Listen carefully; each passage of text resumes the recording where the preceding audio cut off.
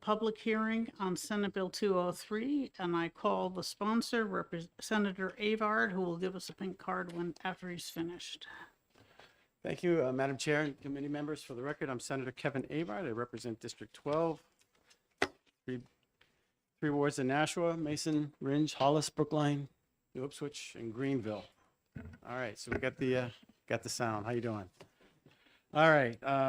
So as the prime sponsor of this bill basically changes the membership of the Board of Manufacturing Housing. It increases the Board of Jurisdiction to matters under RSA 301A on a consumer cooperative association, and it gives the tenant association standings with the Board of Manufacturing Housing. Again, this bill basically changes the membership of the Board of Manufacturing Housing and includes membership of resident-owned communities. It also increases the Board of Jurisdiction, like I just read, to add a dispute resolution process for both the investor-owned and resident-owned manufacturing housing communities. The increase in jurisdiction will not be a burden to the board, as their website lists only 3 cases since 2019, which is the most recent information that's been given. It's basically a common sense approach that this bill provides. It is used to use that existing board to hear disputes from both investor-owned and resident-owned community residents. Resident-owned communities represent 1/3 of all the manufacturing housing parks in the state. More resident representatives on the board can identify and deal with issues specific to resident-owned communities. And expanding the membership of the board allows for a broader range of housing expertise, issues, and choices. A recreated board will be less focused on the business of owning the manufacturing housing parks and more on solving the problems of mostly low to moderate income homeowners. The Senate amendment reduces the number of members on the board from 11 to 5 and added the process for OPLC to field complaints. And if there are any technical things, I have some people here that would like to speak on it. We run into that a lot, but that's my testimony, Madam Chair, committee. Thank you, Senator. I have a couple of questions that you should be able to answer. The first question is that the governor repealed this board in House Bill 2, and there was no opposition in the House to leaving it in House, to leaving that repeal in House Bill 2. So you are essentially recreating the board. Is that your understanding? Yes. Okay. Some things are just out of our control. Indeed. Okay. But so you haven't coordinated this with the governor? Not yet. Not yet. Okay. The other question is, you appear to have stuck it into the Office of Professional Licensure and Certification. This strikes me as something that would be more appropriately in the Department of Justice, the Consumer Complaints Division. Is there any reason you didn't do that, or have you considered doing that? I had not considered that, but I'm open to suggestions. All right, thank you. Does anyone else on the committee have a question? All right, thank you very much. Thank you, Madam Chair. Thank you, committee members. This has been fun. We hope to see you more often. Thank you. All right, I'd like to call Chris Nyland.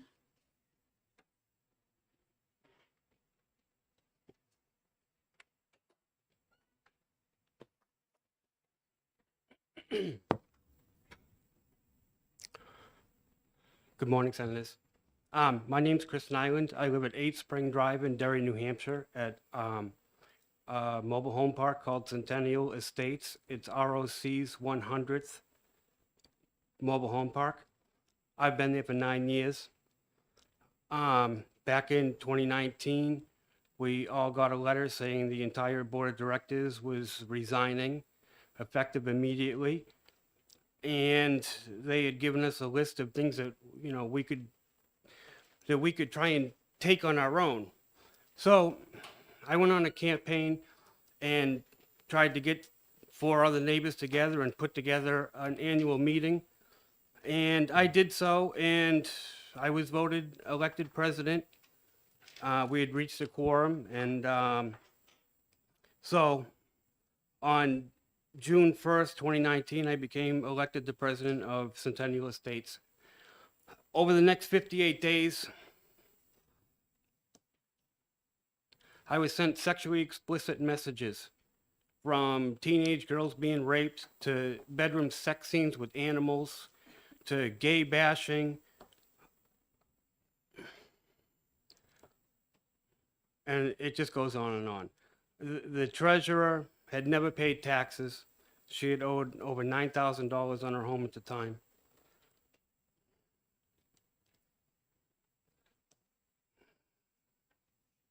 It's ruined my life. Since then, once I found out about the lawsuit and how ROC had been swindling money out of our accounts to pay for a lawsuit, it's a bad situation. But anyway, they contacted Hodges one time and stated that I had resigned my position. And nobody's really ever talked to me since. Now, it's been 4 years. We haven't had any monthly meetings. We haven't had any annual meetings. We've had no elections. Right now, we have a husband and a wife pretending to be board members who have locked themselves up in their houses and are not posting any agendas, and nobody knows anything about what's going on. Our water is contaminated with PFAS. We're being injected with chlorine in our water. We have septic in our water. The park looks like a third world country, like something you'd see in Mexico. But meanwhile, we don't even own a lawnmower. We have 24 acres and we have 0 assets. And every time I call Kelly or Tara at the Community Loan Fund, my complaints go unanswered. Over 50 emails since 2019 begging them to get involved and take control of the park or put me back in or do something. Everything goes unanswered. Well, so this year when they were trying to get out of having another annual meeting, I started calling and they had one of my neighbors come up and I got punched in the mouth and all my teeth knocked out because I was demanding that ROC have a meeting. So when I see this and I see that they want to have 2 positions on a board of directors, I say no. I'm thinking SB 64, you need to sit and listen to the residents of the resident-owned communities, and we need to come up with a serious plan to be able to hold Community Loan Fund accountable for their actions, because right now we're missing over $400,000 in our park funds from a line of credit they've given unelected members to spend. I've called the OPLC, I called the Attorney General, I send the emails. Nobody has control of anything. And this is a 24-acre, 58-unit mobile home park. And nobody has control. Oversight, there's nobody to call, there's nobody to file a complaint to.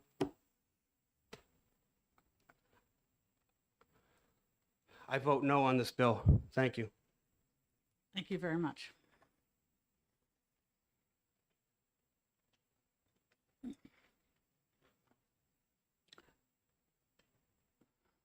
Bonnie Alshoof? Bonnie? I'm sorry, I can't read your family name.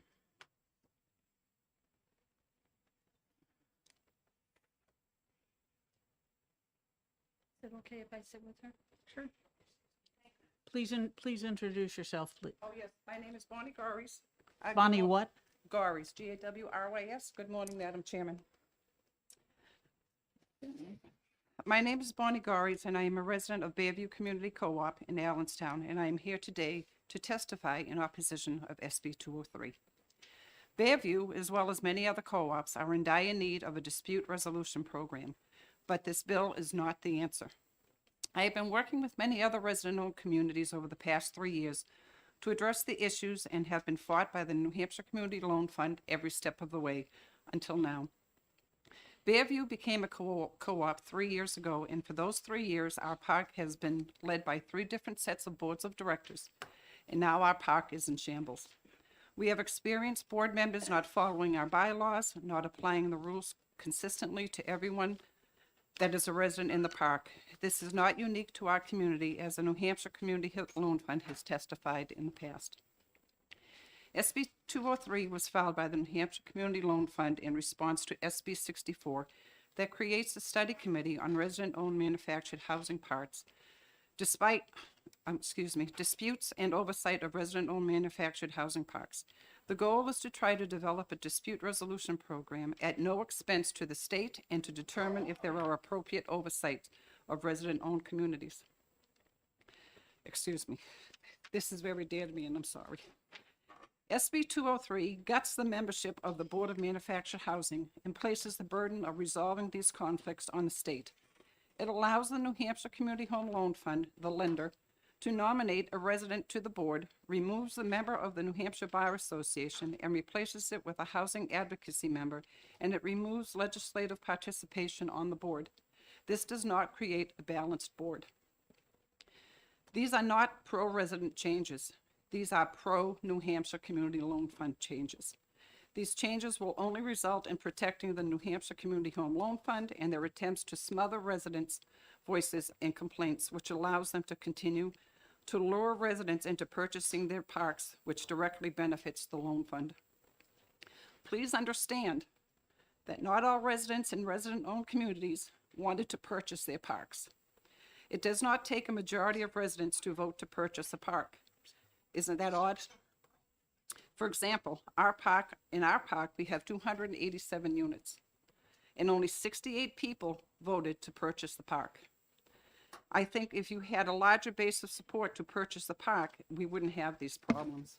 Not to mention the scare tactics that Community Home Loan Fund used to present to us to purchase the park or finance the park from them. I respectfully ask the committee to vote to kill this bill and support an alternative bill that will bring the stakeholders together to resolve these issues without burdening the state. I hope my testimony will not put a larger target on my back by the New Hampshire Community Loan Fund, as they have done enough damage to my character and assassinated my character to the point where I am now looking into legal counsel. I will be happy to answer any questions for you, and thank you for your time. Thank you, Ms. Gowers. Thank you for listening. Are there any questions from the committee? Okay, I don't see any. I think you, thank you very much. Thank you. And you, madam? Louise Rideout.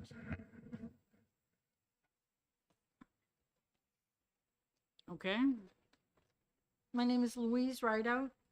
I am a resident of the Bearview Crossing Cooperative in Allenstown, New Hampshire. I've been there since before we became a co-op. And I'll read what I wrote. I am voicing my opposition concerns to Senate Bill 203 because of two important factors. First, Senate Bill 203 will be a burden to New Hampshire taxpayers. Funding will be needed for the Manufactured Housing Board to exist. I am a taxpayer, as I am a homeowner. So at a very difficult time in this economic environment, we should not be a burden. ROCs are already stigmatized as recipients of the generosity of donations and funding, as we are labeled as low to moderate income homeowners. And please remember the term homeowners and taxpayers. But we really know that is not all truthful. I question the involvement of New Hampshire Community Loan Fund for this bill. It is clearly a conflict of interest for lenders of resident-owned communities to be participants on any type of resolution board. I don't see how you could see it any other way than a conflict of interest.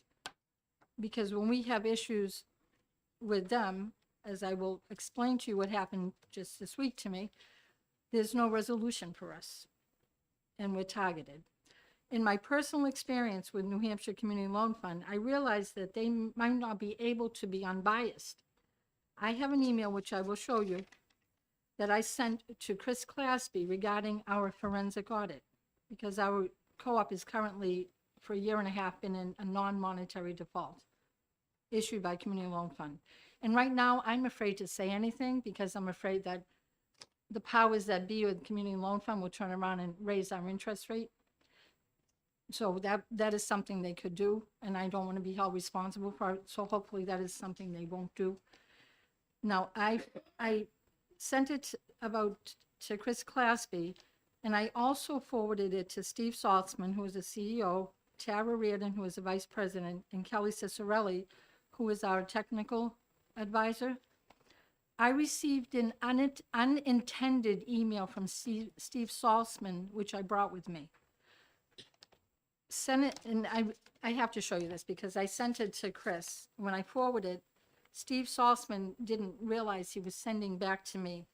Let's get unified on the type of response regarding Miss Rideout. We'll use whatever we write. And then he tried to retract it. So if you want to put a bill through that they have more power than they already have over us, it was going to hurt us a lot. And I don't think that's fair. Senator Abad mentions that there needs to be modernization of the Manufactured Housing Board, but I don't understand what he's referring to. I did leave a message, but he never reached out to me to get back in touch. Senate Bill 64 addresses the needs for all manufactured home parks in an unbiased manner that would allow members, homeowners, to go forward without fear of retaliation. We deserve to have a board that would be honest and trustworthy without the deck being stacked to accommodate New Hampshire Community Loan Fund having more unnecessary control of our lives. The solution is, in my eyes, is to stop this bill and give more effort to the success of Senate Bill 64. Thank you for listening. Louise Rideout, thank you. And I would like you to share this with you. Thank you. Oh, any Are questions? there any questions? Representative Abers. Good morning. Thank you for being here to share your experience with us. So, as I'm reviewing the bill, the members on the board are moving from 9 members to 5 members. And from what you're saying, what would your choice be for who would sit on the board if they're not appointed? Who would sit on the board? I would think it would be somebody that is absolutely unbiased and non-partial. You know, somebody that maybe a retired person that has a lot of experience in negotiations. Nobody involved in our lending process, because lenders are frightening. You know what I'm saying? They're like, they control you. They tell you what you can and can't do. So, and not people that are handpicked. You know, maybe people can put their requests in, you know, people at the parks can ask to be in, and maybe they can be reviewed. Like, I don't know what you might think that would be a good idea, like a, say, a retired legislator, a retired judge, somebody that has experience in negotiations with any type of dispute. But to have our lender be part of this is, we're afraid to even, you know, have any contact with these people. Please don't do that to us. May I say something? Thank you. Yes, please go on. I'm sorry. Use the This is mic. Bonnie Goris again. I have to mirror what she's saying, because the two of us have been retaliated against since we've started being very vocal.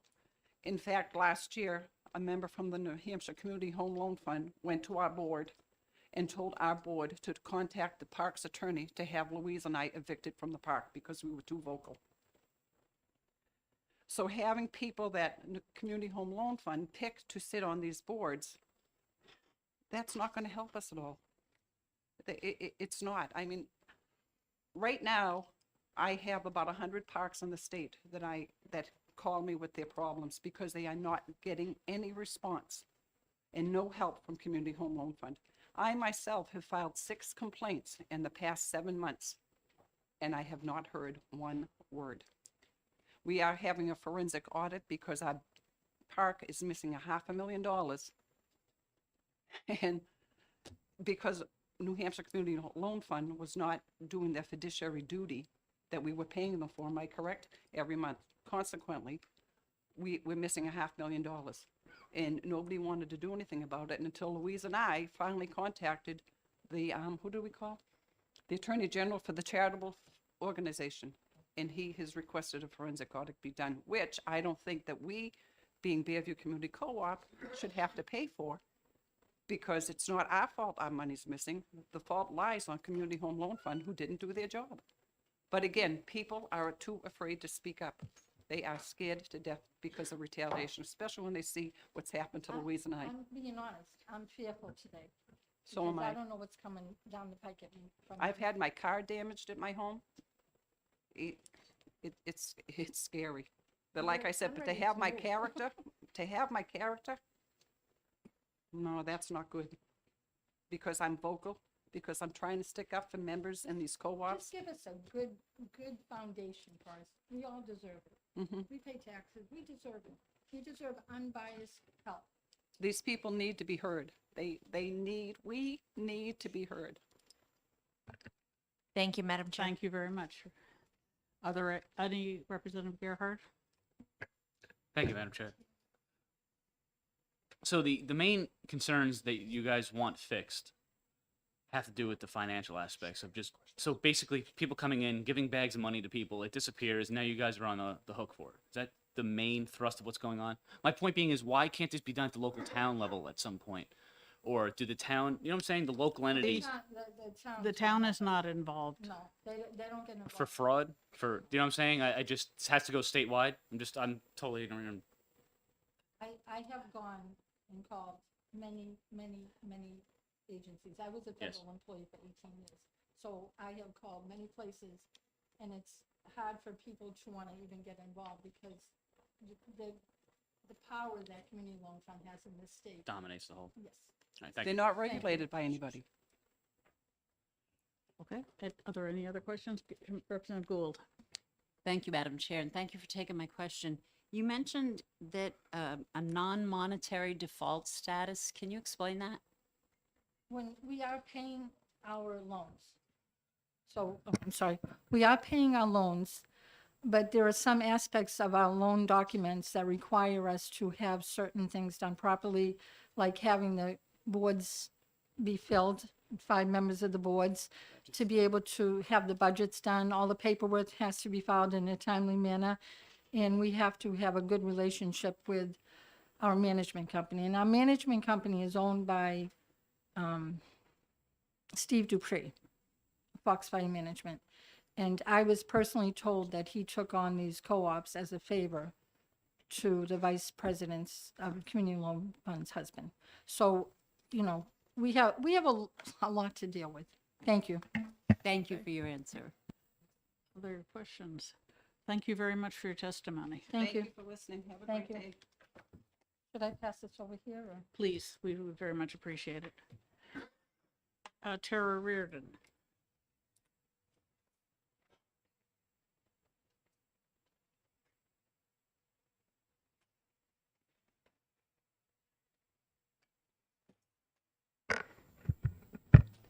Good morning, Madam Chair and members of the House ED&A Committee. I previously have passed out my testimony to you, a little chart that shows you the configuration of the members of the board before SB 203 and afterwards. And then a printout from the website for the Dispute Resolution Board, which I think is really helpful and gives you some idea of the dispute resolution process in place now. My name is Tara Reardon. I'm here in support of Senate Bill 203, and I work for the New Hampshire Community Loan Fund. I passed you out the annual report. It has a lot about us in there, so I won't rehash any of that. It is a 40-year-old community loan fund that serves the citizens of the state of New Hampshire, and it provides access to capital, money, loans that banks won't give people because they won't qualify for them. And that's our mission, to serve that group of people. The oldest and largest program of the New Hampshire Community Loan Fund is ROC-NH, and that stands for Resident-Owned Communities New Hampshire. And it is how the loan fund got started. When residents' land under their home comes up for sale, this legislature, very forward-thinking back in the 90s, not only made their manufactured housing real property, but it also gave them an opportunity to purchase that land under their homes. And that was the beginning of the ROC program. When you own a home on rented land, that's a very unstable kind of housing. And having a resident-owned community stabilizes that forever, in perpetuity. These rocks are organized as not-for-profit consumer cooperatives under RSA 301A. And when they, if they ever chose, no one has ever chosen to sell their community, they can't profit from that sale. That would go to another like-kind affordable housing use. So thanks to you and the people who have sat in the seats before you, there's 9,000 households in the state of New Hampshire in 145 different communities that are rocks that don't have to worry about having to ever have the land sold and them moving their home or walking away from the biggest asset that they will ever own. So it is a really smart, common sense, affordable housing solution that this legislature created, and it has now spread across the United States, where there's over 300 rocks in the United States right now. Our threshold and what we maintain when we're working with rocks is that them owning their home and paying for the land rent, their taxes and insurance is cheaper than the 2-bedroom rental in the same area. So a really important source of affordable housing in all of your communities. You probably all have a rock in your community. I'd love to answer your questions at any time if you're interested in visiting them and meeting the hardworking people that work there. So the makeup of these communities is low-income people. We do, because of our mission, have to serve low-income folks, and we do income surveys. Routinely, 75% of the people that live in these communities are at or below 80% of area median income. 10% of them are veterans. 28% of them are have a disability. 2 rock communities that we work with, the town clerk lives there. There's a community in Loudon that a retired police officer is actually the president of that co-op right now. Teachers, county nursing home employees, and more. So of those 145 rocks in New Hampshire, those 9,000 households, most of them run very, very smoothly.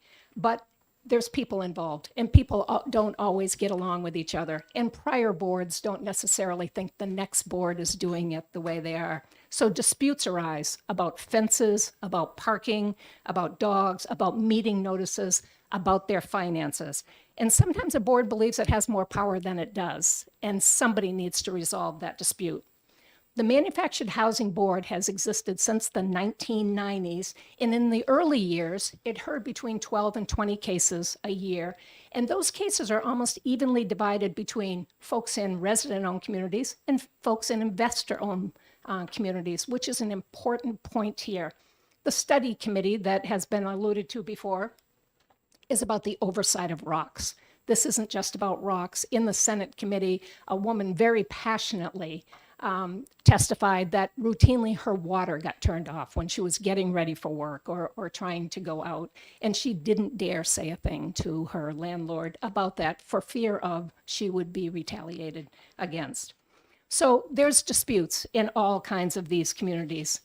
And since 2019, I checked with the OPLC, no cases have been heard since that time. Could be COVID related, maybe not. But we've had 3 residents call us just this year that said when they called the Manufactured Housing Board, they were referred to the Park Owners Association. The Park Owners Association has very different goals than the resident-owned communities do. And just yesterday, Senator Avard got an email from someone who had an issue, called the Manufactured Housing Board, was referred to 603 Legal Aid. They didn't even field the complaint for him. I've spoken with Lindsay about the revamping, Lindsay Courtney, excuse me, about the revamping, about HB 655, what would be included in that, and this bill. And that is why Senator Carson and Senator Perkins Coker in the Senate redid this, the composition of the Manufactured Housing Board to make it a smaller board, and left in the added jurisdiction that we had contemplated of regular meetings, meeting notices, what happens when a resident's being expelled from the community. So when the Manufactured Housing Board was formed, there were only 30 rocks in the state of New Hampshire, and there's 145 now. We believe the composition of the board, 2 park owners, 2 residents, one from an investor-owned community, one from a ROC, and someone from Housing Action New Hampshire, somebody experienced in low-income housing and the issues that come with that, is a fair representation and likely to be a better board and a fairer complaint board for that. So the jurisdiction goes beyond just the reasonableness of the rules in the park, which is what the jurisdiction is now. As you can see from the handout, the board already has a really well-done website, and we believe that this is a forum where a resident or a park owner can represent themselves. We're not going to add to the Superior Court docket or have somebody incur legal fees in order to solve this dispute. These are low-income folks, and it is a path that they can afford to do on their own. I'd like the committee to find this bill ought to pass. We're happy to work with the committee to answer any questions and clarify anything that you've already heard. And I will say that money is often an issue in these communities. As you've heard from people who have testified before, Bearview Cooperative is undergoing a forensic financial audit right now because there's money missing. And the money is missing because a board member signed a letter to Merrimack County Savings Bank asking to have some of those funds diverted. And that's what's being investigated in that forensic audit. And that may lead to charges. We've had embezzlement in communities before where folks have ended up in jail. We have had a conversation with the Department of Justice about whether this is better situated there, and they would prefer not to have that as part of their jurisdiction. They're self-governing boards. We don't get a vote in anything. We do enforce our loan covenants and documents. They have to have clean audits, clean financial records. Most of these groups have professional property management that does that for them, unless somebody is intentionally diverting funds, which is exactly what's happened at Bearview here. But we're the source of the down payment money that allows these groups to buy their communities. And of course, we have loan covenants that go with that there. I will be happy to answer any questions or clarify or work with a subcommittee that comes after this bill. But I think a dispute resolution forum is in order wherever it sits in the state of New Hampshire. Thank you. Representative Gould.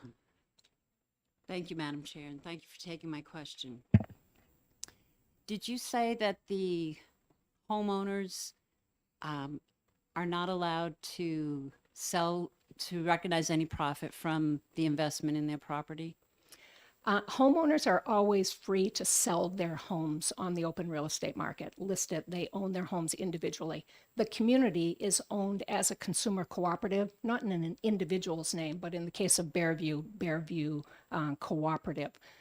If that property is sold because they are organized as a not-for-profit, they do not benefit from the sale of that. They get their membership fees back, which are someplace between $25 and $500, depending on where you are. But the money would go to the Charitable Trust Division and go to another like-kind affordable housing effort. Follow up. I was very active. I was head of Habitat for Humanity in New Hampshire back when all of this was put in place. And I remember the vilification and criticism that Habitat for Humanity homeowners would be allowed to sell their property and recognize a profit, and that this program was intended to keep low-income housing for low-income people. How many times have you pointed out in your testimony that these are very poor people? That is part of our mission at the Community Loan Fund. My question was, how many times did you point out and call I them? don't believe that's a question she can actually answer. Thank you. Representative Schuett and then Abear. Thank you, Madam Chair. Thank you for taking my question. You mentioned that somebody needs to resolve disputes that arise, and I'm hearing that it sounds as though these folks have moved into these communities, and then suddenly the ownership changes and they've gotten involved in a leadership position that they hadn't really signed on for when they purchased their location in the parks. It appears that the current board has been unable to resolve a lot of disputes from what we're hearing. Can you tell us why you think this new board would be better at that, or if it would be? So the Manufactured Housing Board at the state level hasn't heard any disputes. There is a board that governs each resident-owned community that's elected by the members themselves. People who have testified have been members of their boards. Oftentimes, it's rules interpretation. Sometimes it's the failure to hold meetings, which is something that a member could bring to the Manufactured Housing Board if a meeting hasn't been held in accordance with their bylaws. And then the board is called on the carpet to ask why there hasn't been a meeting or why the meetings haven't been properly noticed, so a member can go to that. I think just the very existence of a functioning board that does make those kinds of decisions may improve the behavior of some members because they know that there is a dispute resolution for residents that aren't being heard in their own communities. Thank you. Representative Abear? Thank you, Madam Chair. Why now? Why change the board from 9 to 5? I notice on the website that it's required to have 2 members from the New Hampshire House of Representatives, which remain vacant at this time. So there's no representation in that manner. Why now? We filed SB 203 before we saw HB 2 to see that it was going to be eliminated because we thought the function could be better. OPLC told us that the legislators appointed never showed up. They weren't interested. They didn't actually go to it. OPLC's streamlining of the number of boards that they have also included the size of some boards, making them a little wieldy, a higher level to reach a quorum. So that made sense. And for us, it also made sense that now that there's about 450 manufactured housing parks in the state of New Hampshire, 1/3 of those are now resident owned. When this board was formed, that was far different. There were only 30 at that time. It was a fairly new phenomenon. So the need for dispute resolution has always existed. The makeup of the board is just changing with the character of manufactured housing in the state of New Hampshire. And I never could have anticipated that this was the year that the governor would decide that OPLC needed to be overhauled. That's just a coincidence that that happened. Yes. Okay, I'd like to comment that the OPLC has not been involved at this board as far as I know. It's not attached to them at the moment. It lives at OPLC. Some staffer from OPLC answers the phone when we call. Lovely. I'm very concerned about about the stories we hear about retaliation. And that's something that I've heard from a number of constituents because I do have a number of both resident-owned and non-resident-owned homes in my district. And so I'm very concerned about the stories of retaliation. And in fact, one park in Epsom was considering becoming resident-owned, and they couldn't, and due to flooding issues, they were not eligible. And so I had a lot of people concerned about how the community loan fund was organized and how it was attempting to create a resident-owned community, and which have not been answered. Yep. We worked with that community in Epsom. Unfortunately, a lot of homes were not just in the floodplain, they were in the floodway. We we're also working with CDBG and another lender. We couldn't finance that whole thing. It was a huge purchase price, and all of those lenders declined to finance anything that had people actually living in a floodway at that time. And I agree with retaliation in parks. People, this job would be very easy, but for the people who have a need to not treat their neighbors as kindly as they should, and I think it's further need for dispute resolution, some kind of forum where people know that they'll. Thank you. Other questions? Representative Dolan? Thank you, Madam Chair. In the procedure for filing a complaint, could you explain what that entails, how someone files a complaint and what the resolution is? Certainly, Executive Director Courtney might be better suited to answer this, but my understanding is there's an online complaint form that is filled out, sent to the Board of Manufactured Housing. They'll make a decision whether they have jurisdiction over that or not, and then if so, and the chair, actually, of the Board of Manufactured Housing is here, too. He could let you know how that works from there, and a hearing is scheduled. Follow-up? Follow-up? There's, I guess, a $25 fee for filing a complaint, but it can be waived. Can you explain what the conditions are for waiving the complaint? I don't know anything about what the conditions for the waiver are. I'm sorry. Thank you. Representative Goley? Thank you, Madam Chair.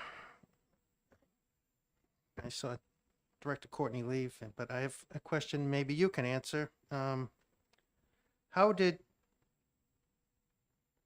the Office of Professional Licensure and Certification become involved in the ones to field all the complaints? This is not a licensing. This has nothing to do with licensing.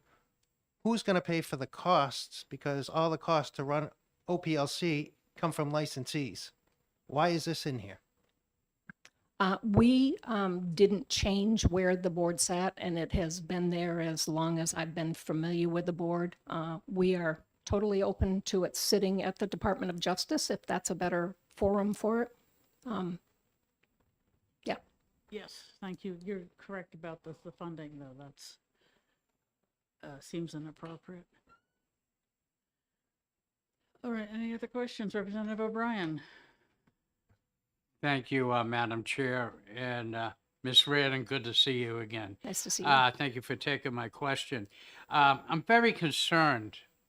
Okay, we heard from some of the people that testified, and they actually fair, and I'll take it as legitimate concerns. What do you see as the fix to some of that may be in this particular bill? Can you opine on that a little bit? Bearview Cooperative in Allenstown has had a series of boards where one board is critical of what the other board did and does its best to bring that to the forefront. I don't know how the neighbors act when we are there for a board meeting. We're not on site. They have a professional property manager that does their books. We handle board meetings. There will be inquiries from residents from time to time about a board matter. Our policy, and this is what our CEO Saltzman was referring to, is that when we give information out, we give the same information to everybody. If somebody asks a question, we'll respond to the board and that person. And then everybody is working from the same information, because there are some residents who love to do the gotcha moment that they told me this, therefore I know something that you don't know. And we try to avoid that.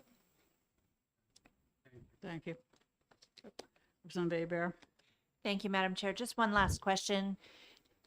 Do these people have any coaching for running a board, knowing how to put notice out, anything like that? The New Hampshire Community Loan Fund works with about 90 to 100 of these boards. There's several that have paid their loans off and don't have any interaction with us anymore. And we have, on a yearly basis, provide 20,000 hours of technical assistance. So in your first year, prior to buying, and in your first year, we're at every board meeting. We help with every agenda, all of that. And then as co-ops become more and more independent, we're able to just check in with them before and after meetings to make sure they know what's going on. We also help them get funding for infrastructure projects that they need to do and all kinds of ongoing trainings that they can take advantage of by Zoom. We have 20 people at traditionally on a weeknight at a training about infrastructure or board management or things like that. Any other questions for Ms. Reardon? Thank you very much. Thank you, Madam Chair. This, I think, will be going to subcommittee. Representative Schuett, do you think you can take this on? Do you think our subcommittee's got to handle this? Okay, thank you. We'll add it to the burden. Mark Tay?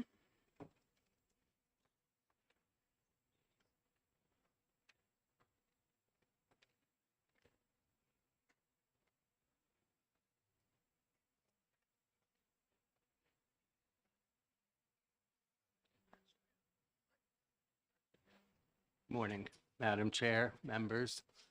My name is Mark Tay, and I am an attorney. I'm speaking in opposition to Senate Bill 203. I've served on the State Board of Manufactured Housing continuously since 2004, and I'm its chair since 2007. I'm one of the two nominees to the board from the New Hampshire Manufactured Housing Association. I do have testimony, if I may.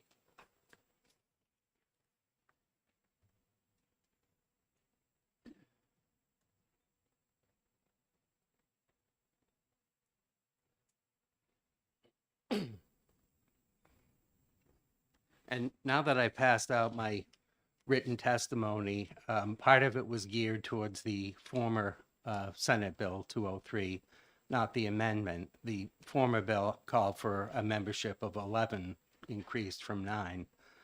The current bill before you drops that membership to 5. The same concerns hold, though. We have proposed 2 members from industry, 2 members who are residents, and then 1 member from this manufactured house or the Housing Action Committee, who I heard Ms. Reardon testify that that's a low-income expert. So essentially, the optics of this newly constituted board suggest that that 1 member will be deciding all future cases coming before the board. So I say that because it takes a while for a board to get some cohesion. And in the past, when we did have our representative members, our public member, and our member of the bar, and as I said, I'm the New Hampshire Manufactured Housing Association appointee. We do have another member of the bar. So the so-called biased members, if you want to use that label, the 2 industry, the 2 a resident, are outweighed by the number of people who really don't have a bias, who bring an independent opinion to the board. And that's really helped the board through the years. This bill also purports to substantially increase the jurisdiction of the Board of Manufactured Housing and fundamentally change it. We're a board that hears rules disputes. Our jurisdiction is clearly laid out, and now the board would be asked to resolve complex corporate issues, essentially. These are all governance issues that the board really isn't equipped to handle. And also, I should point out, the board doesn't have equity powers. We're an executive board, we're not a judicial board, although we're quasi-judicial. But we can't order a cooperative to hold a meeting. So I don't know what the point of having it come to us is, but that's what this board bill suggests. I just wanted to address some of the history of our board. It was formed in 1994. And at the beginning, I think it served a really important purpose with respect to park rules disputes. We did provide a forum to fairly resolve rules issues. And we were pretty active over the last maybe 20 years or so of resolving these violation complaints from tenants in both cooperative and privately owned manufactured housing community. It was also an opportunity for members of the board to freely exchange views with each other, members of industry and residents, members of the then existing tenants association called MOTA, who served on the board, had an opportunity to come together with legislative members to talk about the issues, those having to do with the case at hand and other matters just affecting the industry. That's changed quite a bit over the last 5 years or so. At our last meeting on March 3rd, we had 2 members in attendance, including myself. I think with this proposal with 5 members, you're going to have some real quorum issues going down the line. You're just not going to get anything done. But we haven't really been, I've been on the front lines for a long time with this. And I'm speaking not, I don't know if I can touch this, not from a position of the board itself, because we don't have a quorum. We haven't taken a position as a board on this bill. So I'm speaking just for myself and my own opinion. Our complaints have fallen off dramatically in the last 5 years, as Ms. Reardon testified to. Part of this is, I think, we have a better educated class of park owners. They know what their obligations are. They know what they can do and what they can't do. Judges are more aware of the issues. We have mediation now that's a step in the court process. And residents are more aware of their rights and obligations. Of the 3 cases that we had, one of them was dismissed because the complainant had previously gone to court and lost. So, we're not a board that overrules a judicial decision. So we had to decline that case. There's one case pending now, and we've subsequently learned that that person decided that while her complaint was pending, she went to small claims court on the same issues and lost. So we just haven't gotten together to dismiss it because, as I said, we don't overturn judicial decisions, and we don't have that authority to do that. And I wanted to just mention MOTA. That was the Tenants Association, and that hadn't been in operation since 2011. I think it's been recently revived only a We couple have of a weeks card from ago. someone in MOTA Yeah, who will they- be talking about it. Yeah, they revived a couple of weeks ago, so maybe there's a need now. I'm afraid that while the board has served an important historical role, it served its purpose.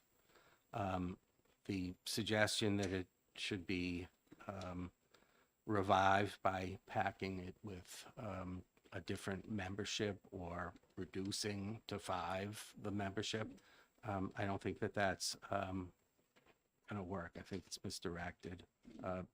Breathing life into a moribund board is really not the answer here.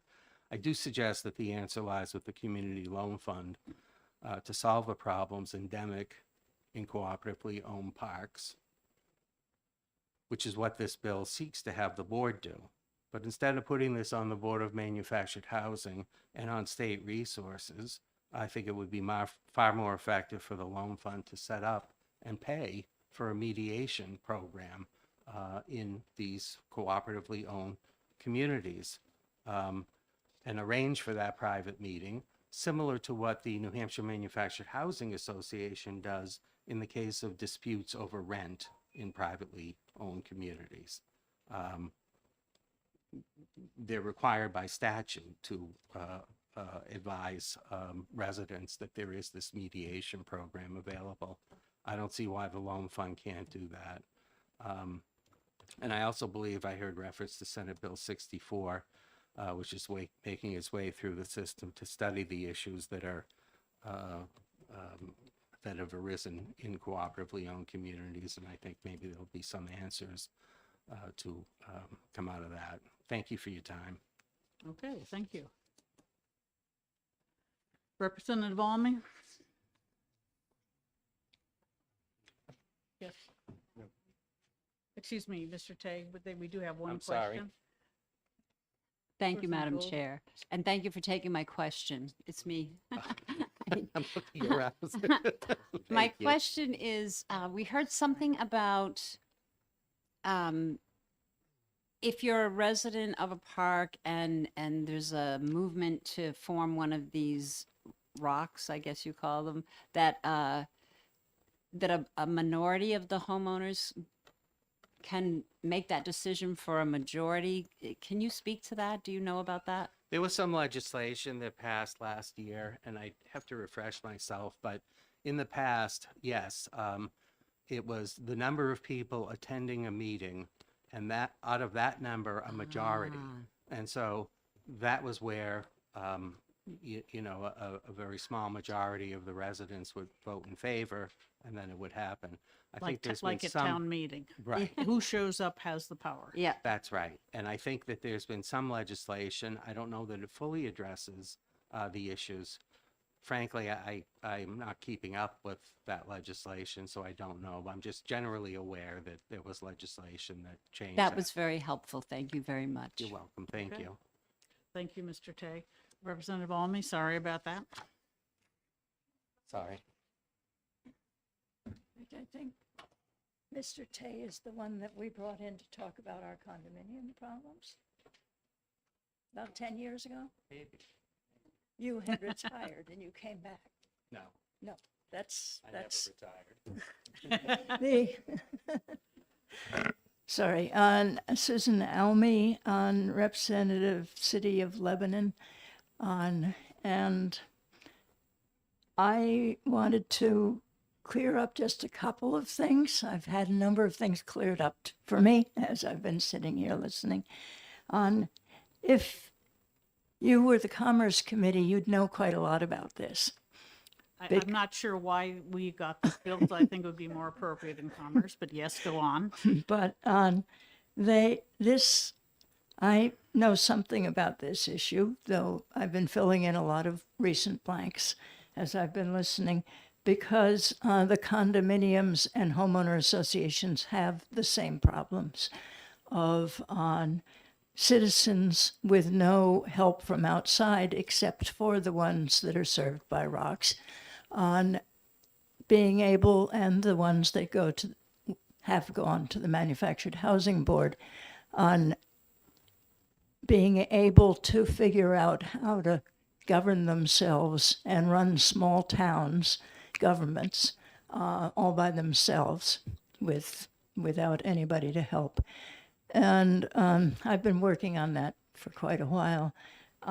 The reason that the Manufactured Housing Board ended up in OPLC is that they had no place else to put it. The state didn't want to have to pay for it.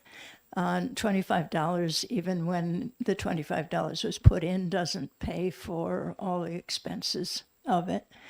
And it went to, it was put into the dedicated funds category. It was put into a group of funds, and the rest of them have to usually pay 25% above the cost of their operation to the state, and some of that money went to having that going. It served an incredibly important function, and I believe that in one way it still does, because its website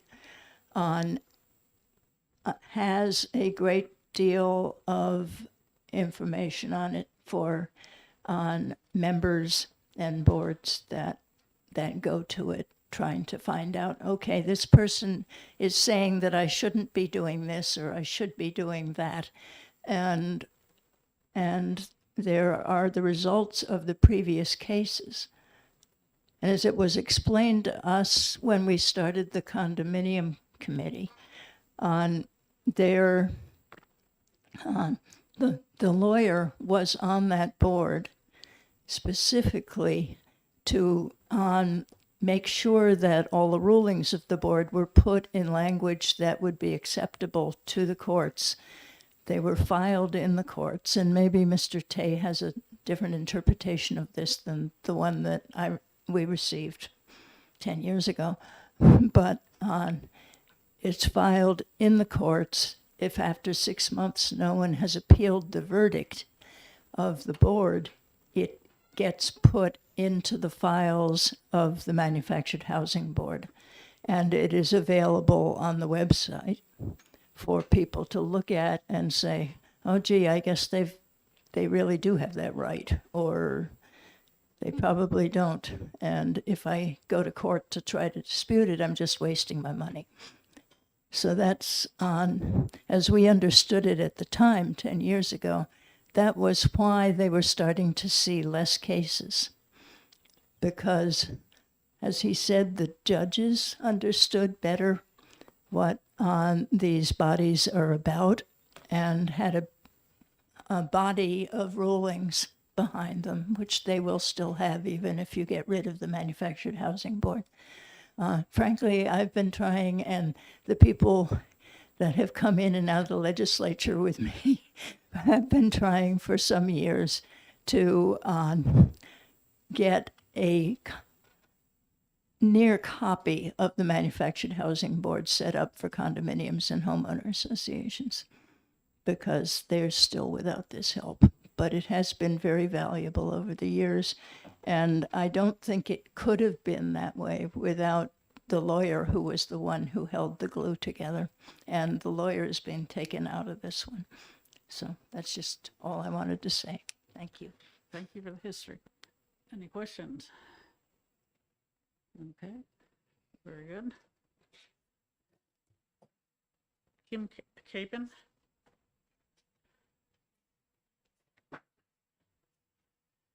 And I trust after the hour of testimony we've already heard, you won't need 10 minutes.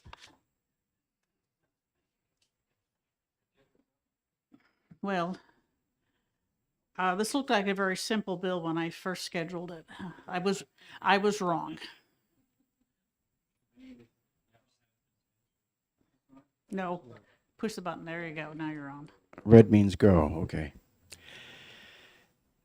I'll try to be as brief. I'll cut as much as I can. Good morning, committee members. My name is Kim Capen, and I'm here on behalf of MOTA, Manufactured Homeowners and Tenants Association, to speak in favor of this legislation.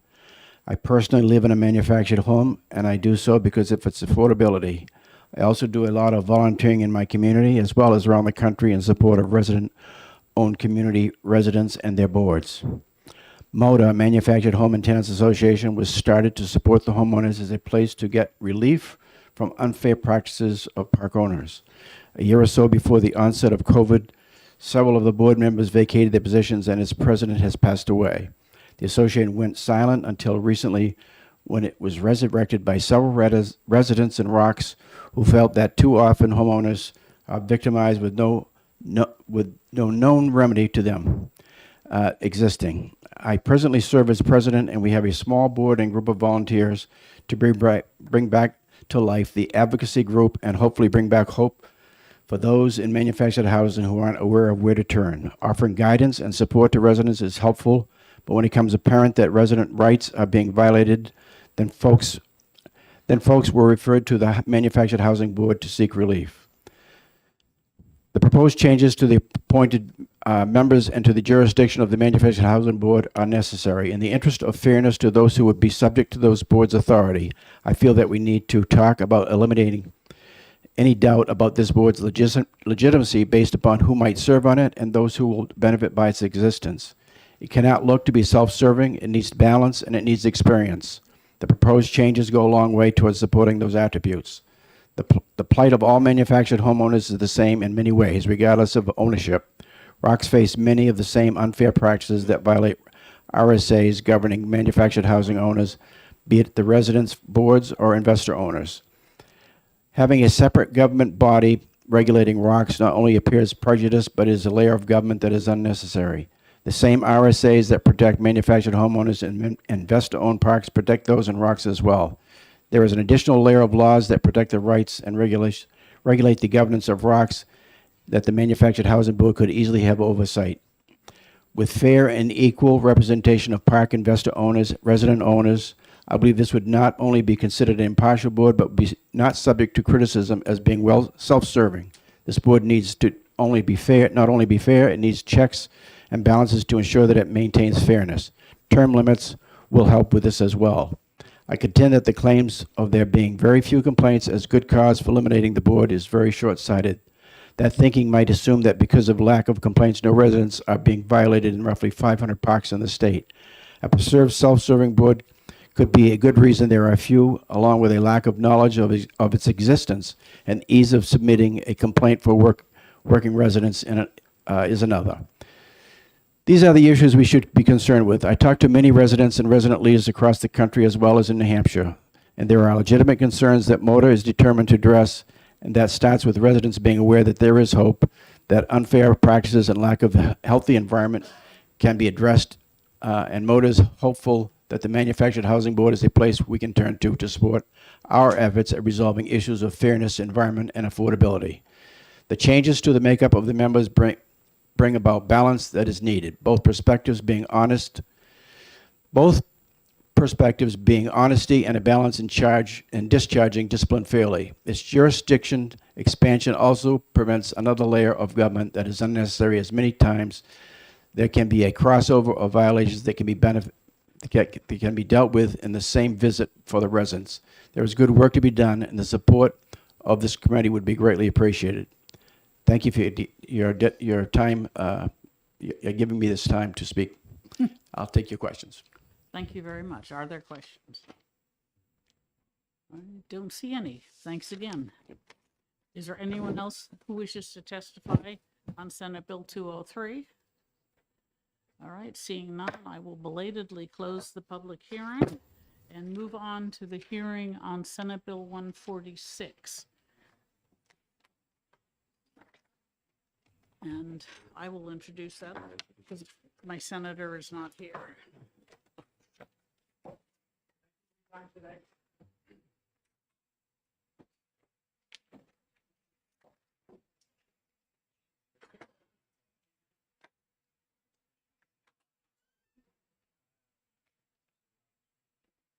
Thank you very much. Nice to meet you.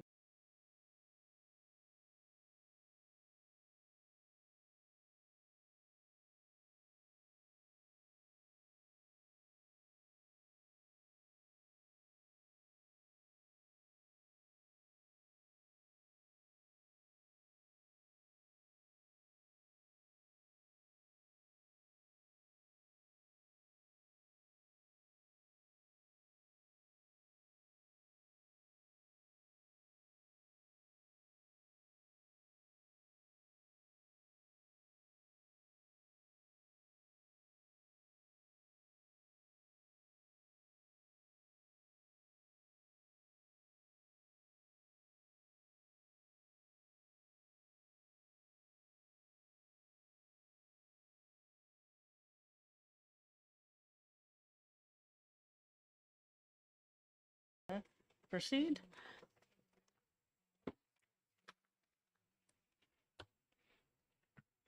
Thank you, Madam Chair and members of the committee. For the record, my name is Peter O'Neill. I am the legislative aide for Senator Howard Pearl. Unfortunately, he could not be here because he is in Senate ED&A, so I will be introducing Senate Bill 146 on his behalf. Senate Bill 146 is relative to the Agricultural Advisory Board. This bill removes certain requirements for the terms of members of the excuse me, Agriculture Advisory Board. The bill also requires public notice of a meeting of the advisory board that requires the commissioner of the Department of Agriculture, Markets and Food to leave the room if requested to do so by a member of the board. It was also amended by the Senate. Unfortunately, that's all that I am at liberty to say for the bill and cannot take any questions at this time. Thank you. Thank you very much. Will not ask any questions. Commissioner Jasper.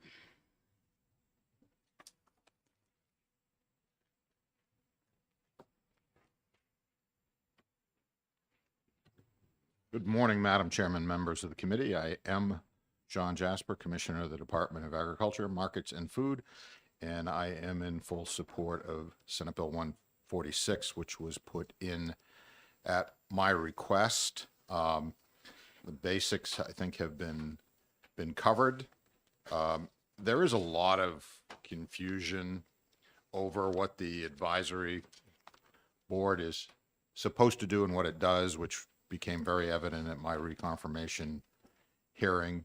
I have emailed you all a copy of a recent history of the board and what it actually has been doing since 1979, which frankly isn't much except for touring farms and every 5 years making a recommendation to the governor on who the commissioner should be. I am not actually a member of the board, although until, well, you'll see it in there, at some point, the commissioner did act as chair of the board. That was, duty was taken away many decades ago, although it took another 10 or more years before that actually went into practice. So I hope you agree with me that laws should not be aspirational, they should be functional. Many of the things that are in the current duties of the board turn out to be more aspirational than realistic, and that's why I requested all of these things be taken out, because they have actually never been done, at least in the last 44 years. So the real function of the board is just to make that recommendation to the governor. That's actually what they have done. They should be doing more, in my opinion, but it's very hard to get a volunteer group that meets a couple of times a year to actually do any more than just check in. They'll be meeting in a couple of weeks, and they'll be meeting with the division heads to get an update on what's going on. One of the things that we've asked to be taken out is the term limit, because it is extremely difficult to actually get members to serve on this committee and get them to show up. So when you have a good member, probably a good idea to keep them there.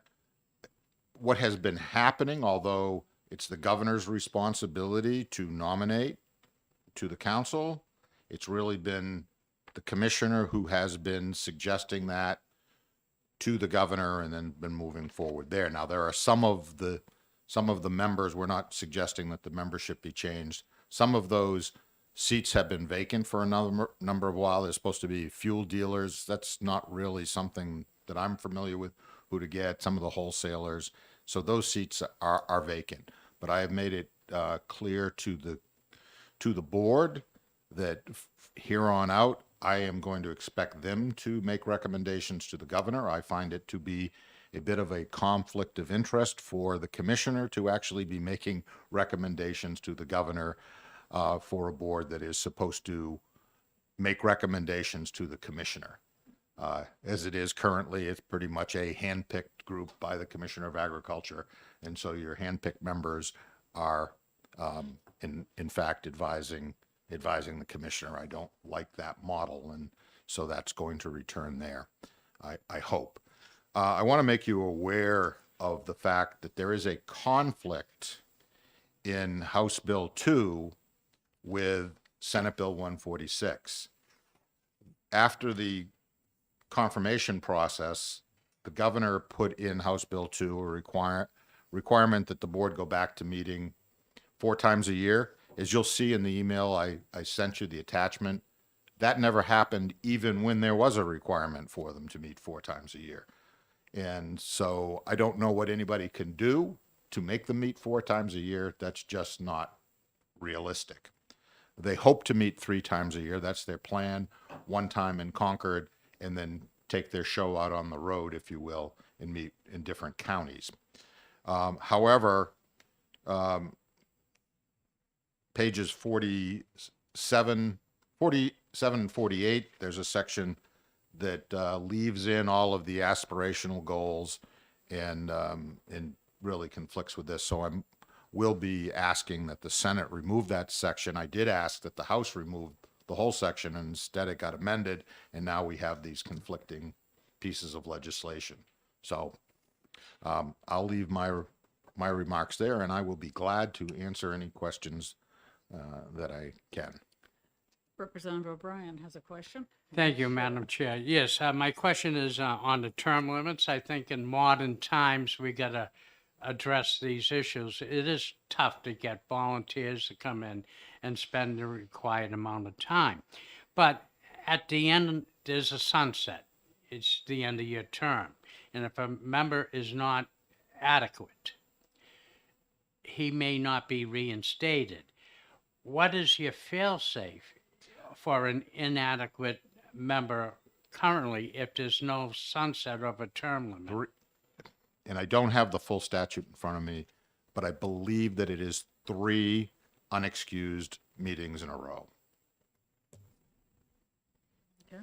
And then they are automatically removed. No further action is necessary. That becomes a vacant seat. Representative Schuett? Thank you, Madam Chair. Thank you, Commissioner. I believe I heard you say that your department had requested this legislation. Is that correct? That is correct. And I would point out again, Madam Chair, that that's not explained in the analysis. That's been a pet bugaboo of mine this term.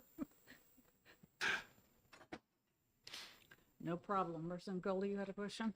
Thank you, Madam Chair. I have the statute in front of me, and it states 2 unexcused absences, so. That's even better. Thank you, Representative. Okay. Yes, Representative Gold. Thank you, Madam Chair, and thank you for taking my question, Commissioner. I've gotten no complaints from any farmers about this bill. Are you aware of any opposition from the farm community to this bill? No, none whatsoever. And I should have stated that the Agricultural Advisory Board is in full support of the bill as amended by the Senate. Excellent. All right, other questions? Representative Bailey. Thank you, Madam Chair. Could you explain to me why you would be asking the commissioner to leave the meeting? Well, that was actually at my suggestion, because if you paid any attention to the my confirmation process, and I hope you didn't, but you would have realized what a mean bully I am, and that I intimidate everyone everywhere I go. And so it seemed that the only way to address that would be if somebody came in and didn't want to speak in front of me or future commissioners, that they be allowed to ask for the commissioner to excuse him or herself. I think that is reasonable, to give people the ability to freely speak their thoughts without having a bully such as myself glaring at them. Thank you. Thank you, Commissioner. That explanation makes perfect sense. Are there any other questions? All right, seeing none, thank you for your testimony. Thank you. Is there anyone else who wishes to testify on Senate Bill 146? All right, seeing none, I will close the hearing. Okay, Representative Grota has a motion. I move auto pass on House Bill 146. Okay, do you wish to speak to your motion? I think that when I just think feels like it's a common sense thing to do, and that's always encouraging. Okay, thank you. Representative Gould, do you wish to speak to your second? Yes, I agree with everything that my colleague just stated. And also, I do get calls frequently from especially the Farm Bureau and other members from the farm community when they're concerned about a bill, and there's been no concerns about this one, so. Excellent. All right, anyone else? Okay. Not seeing any other comments. The clerk can call, the motion is ought to pass by Representative Grota, and the clerk can call the roll. And Representative Davis was in the room when we called the question. He was. Just barely, but in. Gotcha. Representative Simon. Yes.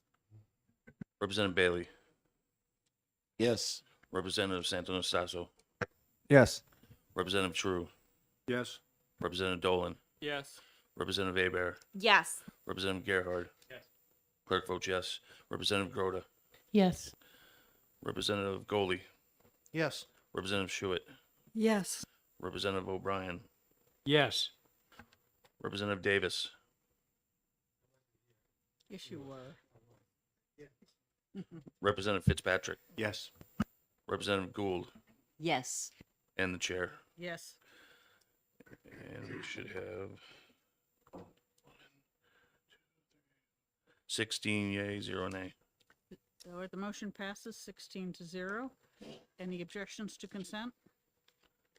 Not seeing any. Representative Grota? Very or soon, please. All right. I'd like to open the public hearing on Senate Bill 208. Call Senator Chanley and apologize, but House rules require us to either have a scheduled exec session or do it immediately, so I wanted to do it immediately. Certainly no apology necessary. I understand this time of year, too, is also so busy. Good morning, Madam Chair, members of the committee. My name is Shannon Chandley, and I have the privilege of representing in the Senate District 11, the towns of Merrimack, Amherst, Milford, and Wilton. I come before you today to introduce what I hope is one of the more simple bills that you will see this year. It is an important bipartisan bill that comes to you from the Senate with great recommendation of ought to pass. Transparency is essential to trust in government. Over the course of the COVID-19 pandemic, the state received significant funds from the federal government. And we're grateful to the federal delegation for securing the needed dollars and to the state for dispersing them. One thing that remains to be seen is a detailed, clear accounting of the funds that have been received from the federal government through various recent actions. As the governor noted in his budget address, one of the greatest responsibilities we have is to be good stewards for the taxpayer. And ultimately, any funding that we receive from the federal government came from the taxpayers, and those same taxpayers deserve transparency and clarity about where those dollars go. Currently, the data that is reported and shared publicly is very limited in scope and with little detailed information. It's very dense. You know, for example, the current reports speak to the funds that have been accepted and to what programs they go, but not exactly what has been spent or to whom who the vendors are. So to that end, I bring before you SB 208. 208 requires the Commissioner of the Department of Administrative Services and the Governor's Office for Emergency Relief and Recovery, otherwise known as GOFR, to separately report on the disbursement of federal funds. Beginning in July of 2023, the department both of those departments will create and make available on their public websites reports of all federal relief funds dispersed within 30 days of each disbursement. It should be in check register format and include the amount, date, person, or other entity to whom the disbursement was made, as well as the accounting unit and class code of the disbursement, the title and number of the expense account, and a brief description of each disbursement. I think that we are all well aware that folks are grateful for the money that has come in, and they're glad that it is being spent, but I know that all of us wants to understand well where it is going. I think that we also agree that transparency and accountability in the spending of taxpayer dollars is supremely important. And, you know, I ask your committee to also look favorably upon this bill and pass it. And I'm happy to take questions. Thank you. Thank you, Senator. I have a question. Is Gopher a continuing committee or just a COVID emergency type? It is continuing. It is continuing. Interesting. Thank I'm you. not sure that it has been meeting regularly, but it does still exist, and they still have their website. Thank you. Other questions? Representative Gerhard. Thank you, Madam Chair. What is the violation of not fulfilling? Oh, that's a great question, and thank you so much for asking.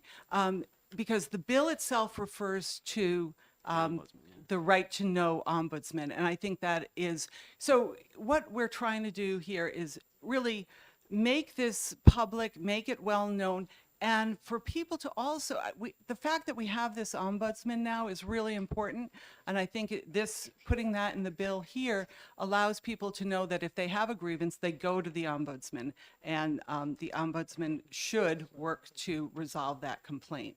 And I think that's an important, it is important for our state that we have that person in that position that will oversee this, or not necessarily oversee it, but respond to any complaint. All right, follow up? Follow up. So the ombudsman, right now, if I was to ask the ombudsman for this information, I would not be able to get it. Yes, you wouldn't, it doesn't exist right now. We don't necessarily have it in this format now. So just formatting. I got you. Thank you. Okay. Yes, Representative Gould. Thank you, Madam Chair, and thank you for taking my questions, Senator. So if I understand correctly, Gopher is currently making reports, but the DAS, the Department of Administrative Services, is not? Oh, yeah, they have reports, yes. Okay, but it doesn't specify vendors? Not for these federal Yeah. funds. It doesn't, thank you. I believe it's just a general, we spent so much at this vendor, it doesn't say this was from federal funds. Ah, okay, I so think it's a that's the main detail level. distinction, yes. Okay, thank you. Thank you. Yes, I've looked at the checkbook and it is incredibly dense. Other questions? All right. Thank you very much, Senator. Thank you very much for your time. Is there anyone else who wishes to testify on Senate Bill 208? All right, then I'll close the public hearing. Okay, does someone have a motion on this bill? I'll make a motion, Madam Chair, of OTP on House Bill 208, Is there a second? Senate Bill 208. Okay, seconded by Representative Simon. Representative Broder, do you wish to speak on your motion? Yes, thank you. I think it's important to provide transparency when it comes to these funding sources and having it available from two different offices. I think it's helpful for that transparency and for the public. Thank you. Representative Simon, do you have a comment? No, I think she said it quite well. Okay. Other comments, questions, concerns? All right, seeing none, the motion is ought to pass, and the clerk can call the roll. Representative Simon. Yes. Representative Bailey. Yes. Representative Santonastasso. Yes. Representative True. Yes. Representative Dolan. Yes. Representative Abear. Yes. Representative Gerhard. Clerk votes yes. Representative Groda. Yes. Representative Goley. Yes. Representative Schuett. Yes. Representative O'Brien. Yes. Representative Davis. Yes. Representative Fitzpatrick. Yes. Representative Gould. Yes. And the chair. Yes. 16 yea, 0 nay. All right, the motion passes 16 to 0. Is there any objection to consent? All right, seeing none, we'll put it on consent. And we are in recess until 1 p.m.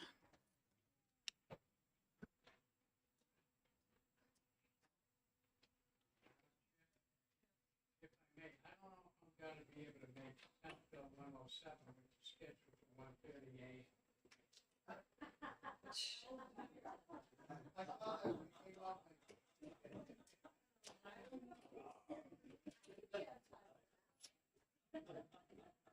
I just had to take the offer.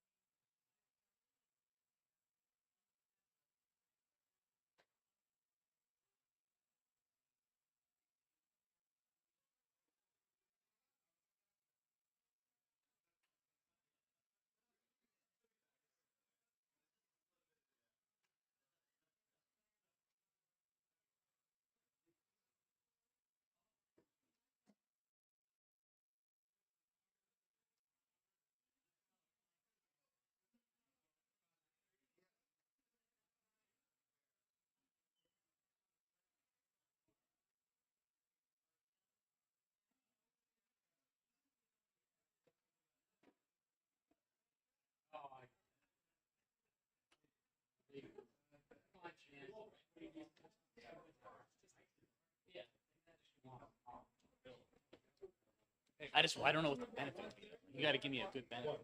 Unless you have some idea, like do additions on it. Oh.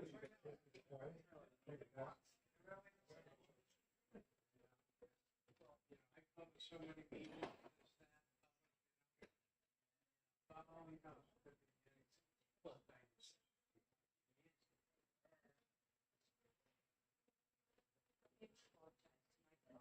Why, what did you do now?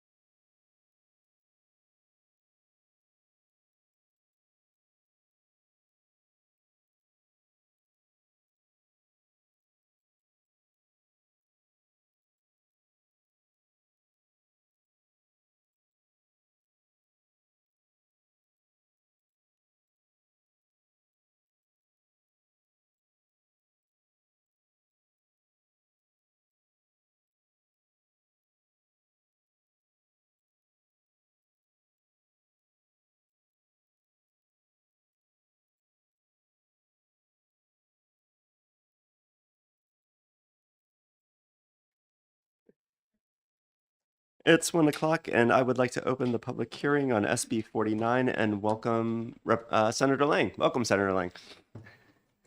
Thank you, Mr. Chairman. Thank you, committee members. Before you is Senate Bill 49. By the way, I'm Senator Tim Lang, Senator for District 2. Having served 3 terms in this august body over here, I finally made it over to the Senate where they tell me the adults live. I'm still waiting to see that, but that's okay. Senate Bill 49 is in front of you. This bill came out of a study committee that your chairman and I were on, along with Senator Carson, to look at the OPLC and the way they deal with things. The reason for this bill is that each year, OPLC, through collecting fees and licenses, end up turning over lapses in revenue after taking care of their expenses to the general fund. And if you understand, I'm sure this board does, the OPLC, that 125% rule, that the cost of a license shouldn't exceed 125% of the cost to administer the license. Otherwise, it's considered a tax. The problem is we're taxing because we have monies left over that we just throw to the general fund and use for other purposes other than for the licensees and the boards. So the purpose of this bill is to fix that problem. Sorry, I'm looking through my notes here. Somewhere I have the amount of money. Here it is. Each year, the OPLC in 2019, they lapsed $3.4 million to the general fund.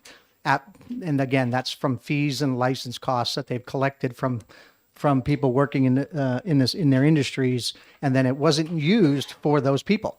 It was used to supplement the state government. So in 2019, we lapsed 3.4 million. 2020, we lapsed 3.3 million. In 2021, we lapsed 4.1 million. And in 22, it's estimated we're going to lapse about 2.6 million. So what this bill does is creates a non-lapsing fund. And instead of these monies being lapsed to the general fund for general purposes, it'll be lapsed back to a non-lapsing fund under the OPLC for them to be able to use it in the future years for either capital expenditures. So again, if they need to, say, we'll use the example of replace the computer system within OPLC. They would have a fund to draw from that. So it didn't come from general funds, and it was paid for by the licensees, the people who are paying to run the OPLC. So it wouldn't come from general fund costs. And it would be used to benefit the licensees. It could also be used for the OPLC could use it to lower license costs in a future year. If they had a large lapse, they can turn money back to a board and say, reset your licensing fees. We're granting you basically $500,000, adjust your licensing fees down, so you don't have to raise an extra $500,000. But they would be able to use this fund to be able to draw for both reducing future license costs from the people that are paying it, or to use it for capital expenditures. There was an amendment in the Senate put in to create a reporting requirement. I will say, I'm sure, again, this committee knows it deals with OPLC bills on a regular basis. That OPLC is changed, and the lapse will now happen biannually instead of annually. So once every 2 years, they'll submit a lump sum back. They'll hold the monies and then return it back at the end of the year. And that's what would go into fund. So we require, the Senate ED&A added a provision of reporting requirement to let us know what they did with the funds. So if they used it for reducing licensure costs, taking a draw from the fund, they would note that. If they used it for capital expenditure, I know there's a big push right now for software over there to clean up the licensing process and to allow our citizens a better way of submitting paperwork. So happy to answer any questions, but that's it. It's just a non-dedicated fund that people who pay the fee will get the benefit of the funds that they paid. Great. Any questions for the senator? Seeing none, thank you, Senator. Representative McGuire.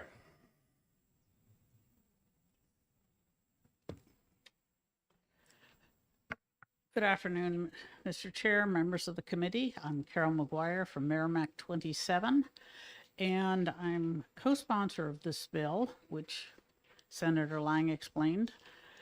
And I'm going to bring you, as soon as I'm free to go upstairs and get the copies, an amendment to change the first section of it to the language that the House Ways and Means Committee put into House Bill 445, which is on the same topic. This was a case of a study committee where they said we need a bill on a dedicated fund, and both the senator and a House member went up and did it. So we had two bills on the same topic. So my plan is to take the language the House Ways and Means worked out on House Bill 445, put it into the Senate bill, which has the reporting requirement that is not in 445, and send it to Ways and Means again to look at that section, and then return it to the Senate. I've discussed this with Senator Pearl of Senate ED&A, and he thinks that's the best way to handle it, because by the time he has to deal with the changes we make, we'll know what's happening in Senate Bill 655 and House Bill 2 and a few other areas that might affect it. So we will be able to get the final language correct.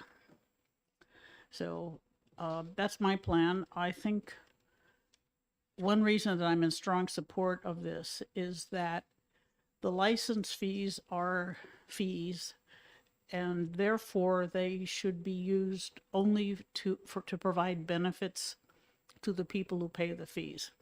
By allowing significant amount of money to lapse to the general fund, we're creating it a tax, and it is an unconstitutional tax because it is not evenly distributed. It's not proportional. Some of the license fees are much higher than the other, and there's no reason why the license fees should support the Manufactured Housing Board, for example, or be lapsed to the general fund for general administration of the state. They're to cover the cost of issuing the licenses, the cost of discipline and investigations, and other actions of the OPLC. And so I hope that we should be able to by creating a dedicated fund, we will be able to lower license fees to only what is necessary. And I'll answer questions if I can. Thank you. Representative Schmidt. Thank you, Mr. Chairman. Thank you for being here today, Representative. So is it not also the case that keeping the funds in the OPLC's budget will enable them to administer their boards more effectively, because it's not a steady state of costs. The costs go up and down depending on what happens. Yes, that's true. Thank you. Any other questions? Yes, Representative O'Brien. Thank you, Mr. Chairman. Madam Chair, one of the things the Senate testified to, that money can be reapplied back to lower the licensing fees. Admirable. But those of us that have worked on municipal budgets, I don't think anybody wants to see a budget end up like a roller coaster. You know, so when you charge a fee, isn't it better to keep it level funded at that particular rate and try to find out maybe a better worthwhile cause if there's an overstock of money? That's one reason why the fees are so resistant to change. But there are boards that consistently overfund themselves. The Board of Accountancy, for example, they don't have too many complaints. The Board of Midwives, on the other hand, has a relatively high percentage of complaints, so they're somewhat underfunded. The Board of Barbering, I understand, has chosen to keep its fees very low and therefore does not fully cover its costs. So there's got to be some adjustments, because some boards pay too much and some pay too little. And if it turned out there's more of the former than the latter, then, it may be a change, but I'm sure they will not object if their fees go down, as long as they stay down for a while. Any other questions? Thank you, Representative. All right, I will bring back that amendment. Great. Representative Almy.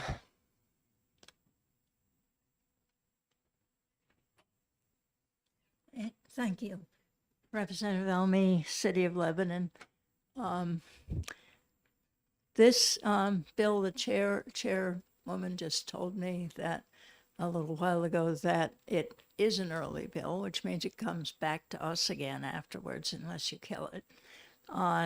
And I just wanted to include what on the reasons for what we did in our committee in Ways and Means, which was started by Representative Olery, and then we went back and forth on it and came up with the cap of $3 million on the amount that OPLC could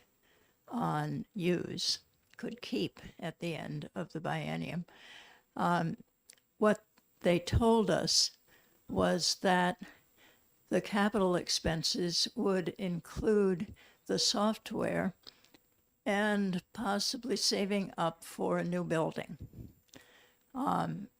Representative Olery in particular and the committee were feeling that decisions on a new building should be made more by DAS and figuring out whether perhaps they could be fit into the same building with the AG's office or something like that. And she also told us that they are negotiating with a firm for the new software, which is probably going to be based on an annual subscription, which is the way most software is going these days, rather than buying outright. And $3 million is about as much as they thought it might cost if they had to buy it outright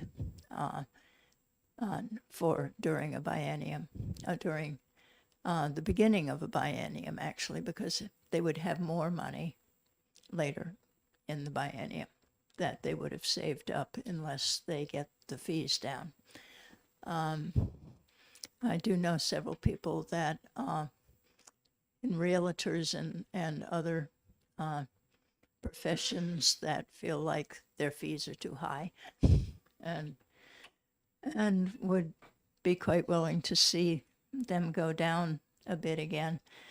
But OPLC is still very much a work in progress.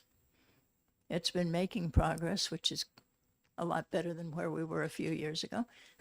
But it's a work in progress, and we don't know where all of these bits and pieces are likely to end up, including the one earlier today. And I did also want to, so we recommended, and that was passed by the House on the consent calendar 2 weeks ago. We recommended a $3 million cap on how much they could retain. And in the next couple of years, figuring out how much they really do need and getting that on an even keel would allow taking off that cap, I think, if necessary. But the other part on the new bill, the one from Senate, from an amendment in the Senate, with the biennial fund report, I do feel that the PLC is already producing an annual report, and they are also providing a financial report to the dedicated funds compendium that comes out every year. And this could be very useful, but I think that it needs more detail. And I was talking to the chair about this after she called lunch. And she said that, well, you can do that in Ways and Means. You take care of dedicated funds.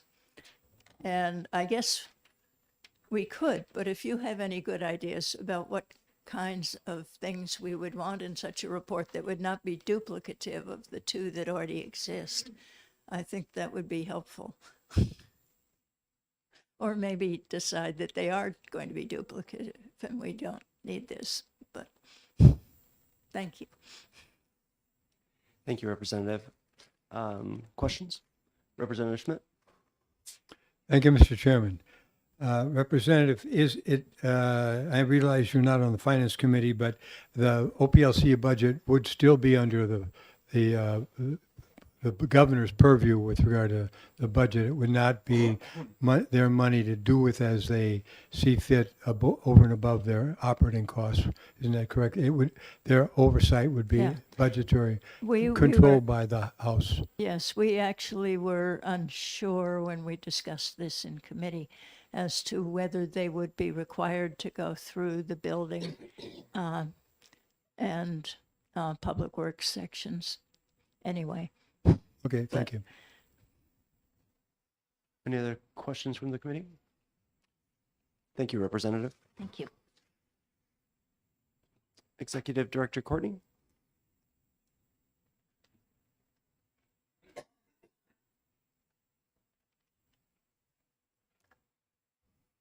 Thank you, Mr. Chair, members of the committee. For the record, Lindsay Courtney, Executive Director, OPLC, here to testify in support of Senate Bill 49, and I wish to thank Senator Lang for bringing this forward.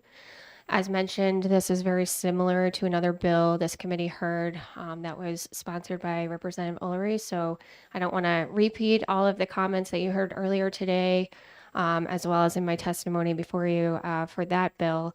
But I just want to highlight briefly how we got here, which is that the boards had all previously had their own statutory authority to set fees.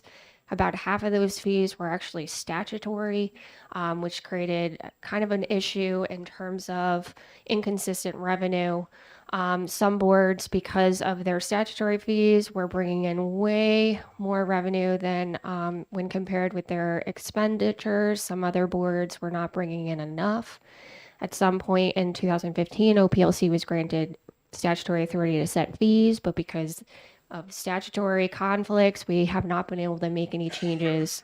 And I think as of right now, are finally in a position to be able to respond to those necessary changes. So what we plan on doing is on July 1, instituting a new allocation method that would allow us to better track staff time. The significant portion of our operating expenses are for personnel or personnel related costs.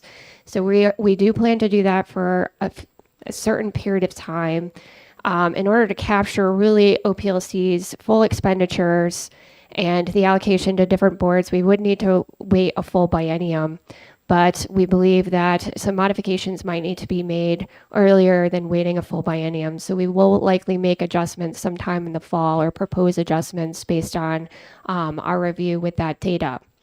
And I think what that is going to do is hopefully level set our revenue stream and our fees.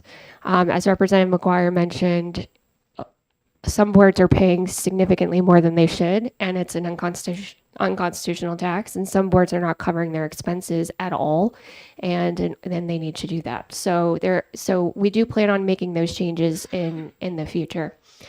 But really what this bill would do is make sure that we are not, our licensee dollars are being utilized for licensing purposes. And that's a position that we obviously fully support. There are two capital expenditures that Representative Almy mentioned that we testified regarding before Ways and Means on the House bill. And the first has to do with software. OPLC has always had funding, but we have not been fully resourced in the sense that we have not had sufficient, in my opinion, appropriations since its inception in order to do the job that we need to do and serve our constituents. So we are starting to make those expenditures and really put licensee dollars back into supporting licensees, which has significantly positively impacted workforce.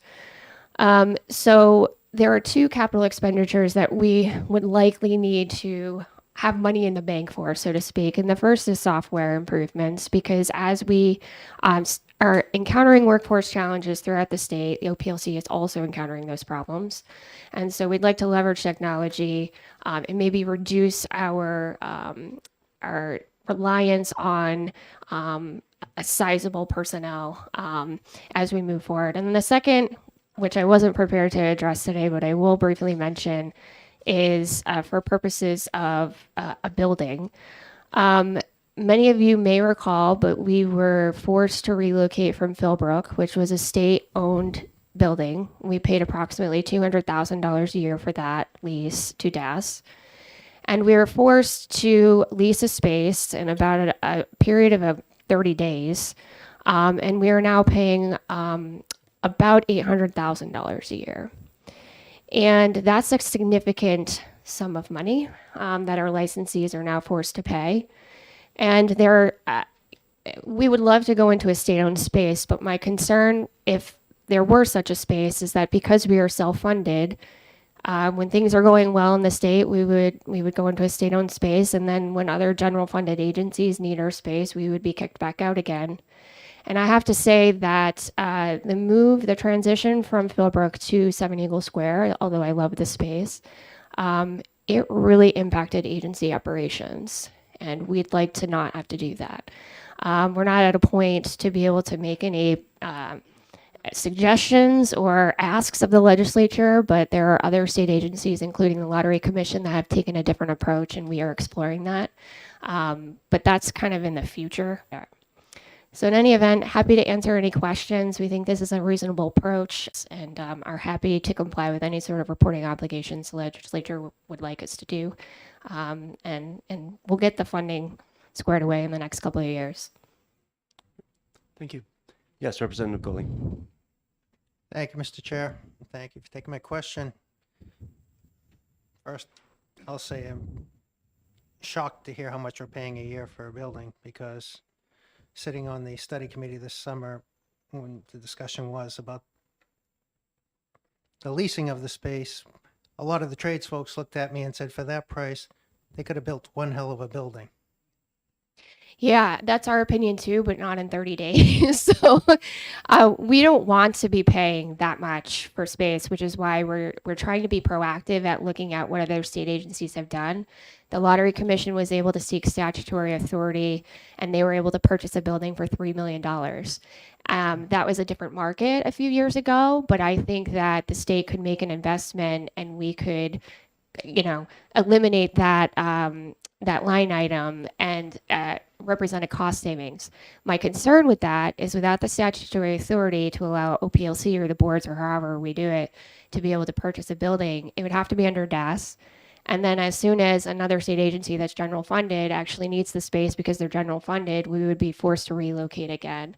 And I think that's why we've seen other self-funded agencies move into lease space or procure their own space outside of that solution. Follow-up question. When I look at the amendment that's in front of us, and it goes the same with the bill, that monies in the fund in excess of $3 million shall at the end of each biennium be transferred to the general fund. Shouldn't we be stating, instead of transferring to the general fund, that it shall be used to reassess fees and be used specifically for fees and not back to the general fund? Because we're going to be back in that same scenario we're in now, where any excess fees are going to the state of New Hampshire versus back to what we are trying to do, is reduce costs for licensees. Yeah, I would agree with that. I mean, we're willing to support a cap because we think something is better than nothing. But I still think a cap that has a lapse back to the general fund further creates the same problem that we're dealing with. And we would support, rather than having money go back to licensees, because that may be difficult to do, having the money be utilized in the future biennium to have a reduction in licensee fees in the future. That may be the easiest approach, as opposed to issuing refunds, because there's a cost associated with that. One more. And would you be Any other questions? Yes, Representative Gerhard. Thank you, Chair. How many employees are you looking? How many people do you need to have in office space? Well, right now, the large majority of our staff are in the office. The only ones that are not in the office are our inspectors that work remotely. I I think some of our staff could probably work remotely, but we are still a young agency. We are still developing policies and procedures. We're still establishing internal controls. So I am not comfortable with sending a sizable portion of our staff off-site at the moment. Right now, we have 126 authorized positions, and I don't anticipate a need for a significant increase beyond that. In fact, I think as we continue to leverage technology, I think we could see a reduction in the number of necessary staff positions through attrition, of course. Okay, follow up. Follow up. So how many people are going to the office? How many people right now are in the office? 120. Okay, ish. that's physical office. Yes. set. All right, thank you. Thank you. I do have a question as well, and I don't know if you can answer this really off the top of your head or not, but the boards are able to collect fees in 125% of covering their own costs. If all of the boards were to collect 125% of their operating costs, what would the excess be? So we've got a $3 million cap. What can that look like presently? Right. So if our budget is $14 million, assuming that, what's 25% above that, another $3 to $4 million ish. But I will say it's not easy to project revenue at OPLC because of the shifts in the market. So for example, when things are going well, we see a huge influx in the number of real estate licensee applications. Or during the pandemic, we saw a significant number of healthcare applications. So I think $3 million is reasonable just to have as a buffer. We start off the biennium with no money. And July, August, September are not huge months for renewals. So we are often in the red, and thankfully we can pay personnel costs when we don't have any funding. But I think that we're unique in that sense that we don't have any sort of buffer, and it's often trying to play a game of catch up. December and June are our highest months in terms of revenue because of our renewal cycles. And so it's just not clear from year to year how much revenue we're going to bring in. Right. So when a board exceeds the 125%, what's the protocol for addressing that? Because it sounds like it kind of goes on year after year after year without really being appropriately addressed. Yeah, so historically it hasn't been addressed because either the fees were set in statute and we would need to seek a statutory change, or because there was a conflict as to who had the authority to set fees. And I think that conflict this session has largely been resolved, hopefully. But that has been the issue. Any other questions? Thank you, Director. Thank you for your time. Stephen Raincourt? Sorry, Stephen Raincourt?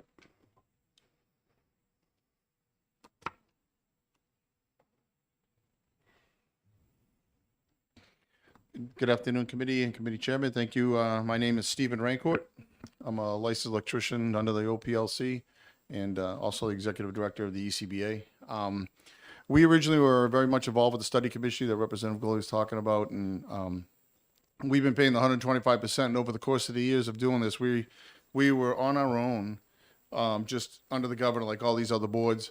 We got moved to the Department of Safety. When we did, we were told it was going to get better and administratively, and they were going to help us. And then our money got used for other stuff. That 25% became very lucrative.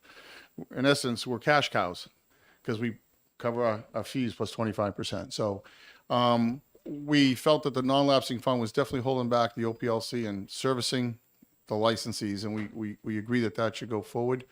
I believe that there's wording in 445 that's supposed to be merged, according to Representative McGuire, that had something about the cap.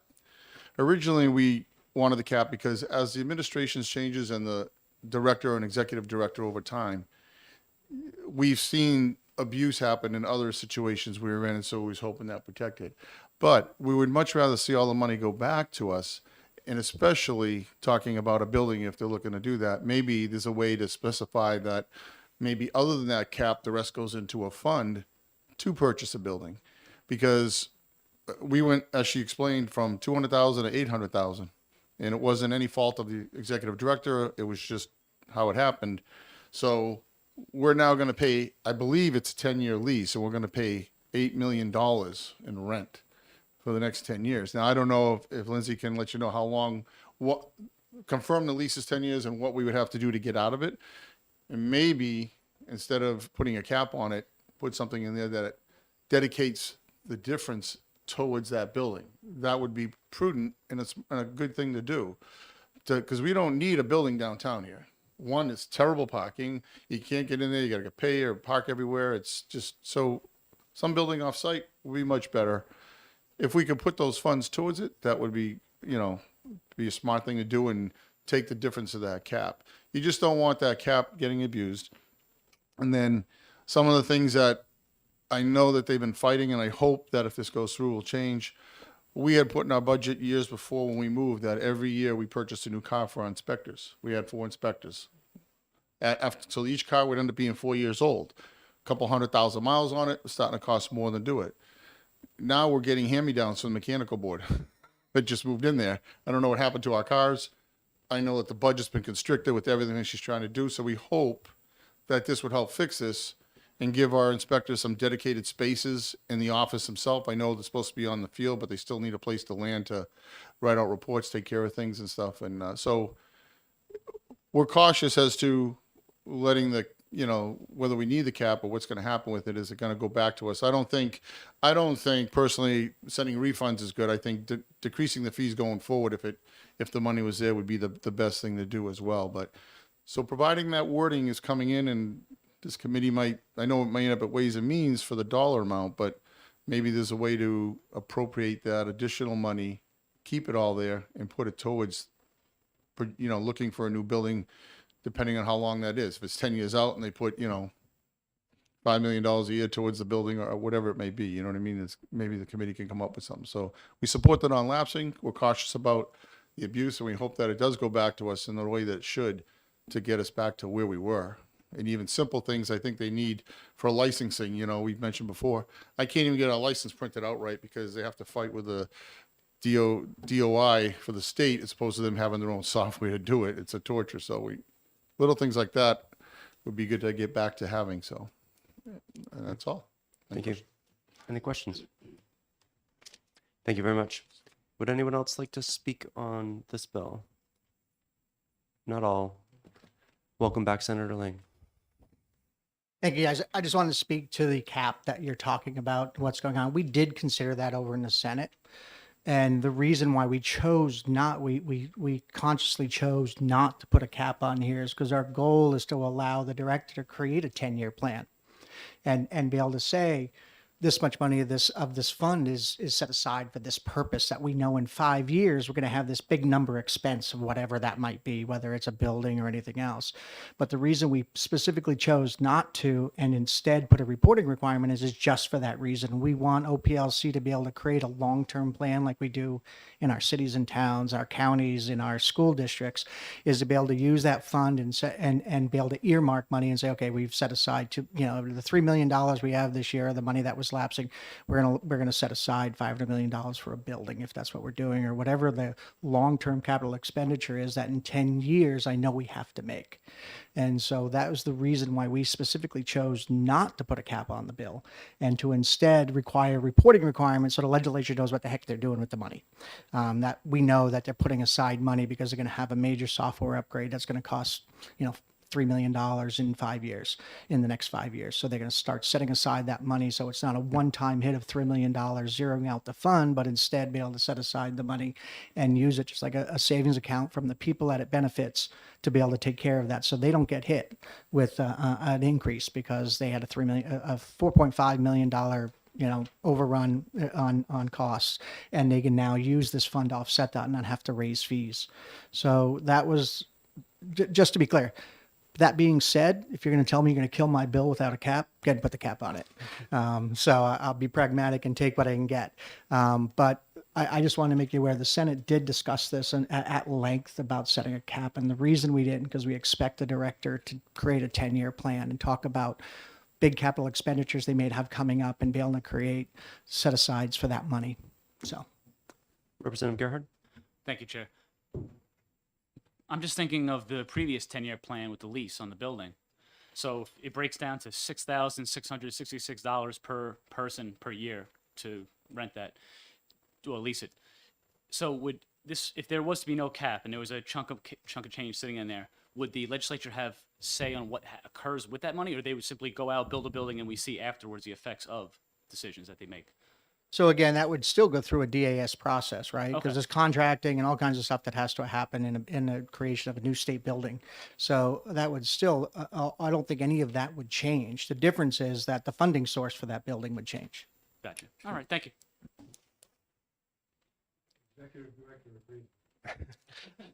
Thank you. Thank you, Senator. Appreciate it. Yes, Representative Almy. This is a hell of a way to negotiate with the Senate. I was just thinking the same thing. But on what is here doesn't really explain that. And this is the first time we'd heard that there was, is it $800,000 or $900,000 a year building that they've been forced into.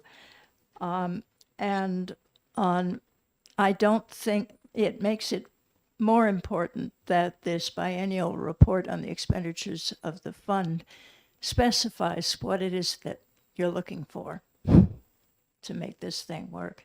And I do think part of the problem is that we're trying to solve a long-term problem with a short-term view of it, so that this can be much better done in a few years after things have worked themselves out. Thanks. Thank you. All right. That's all I have for testimony on this. So I will close the public hearing on HB 49. Give me just 1 sec.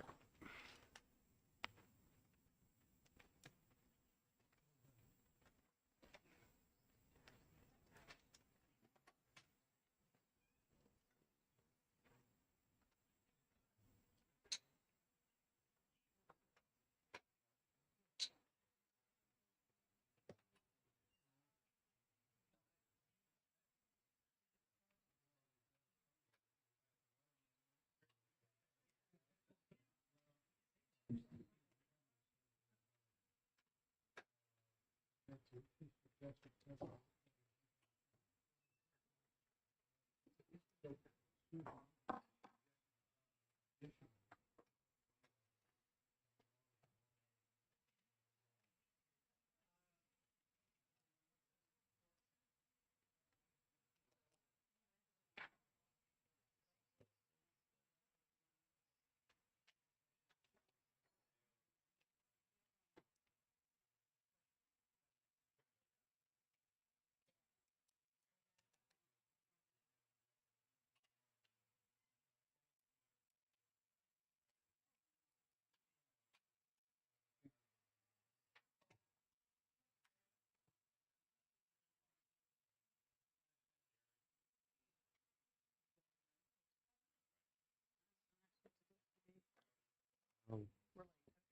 12 hours ago.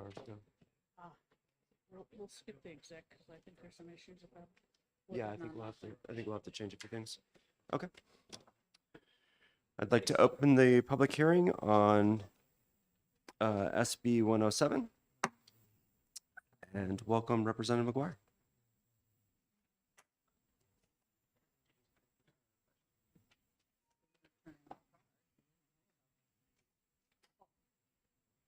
Oh, Graham.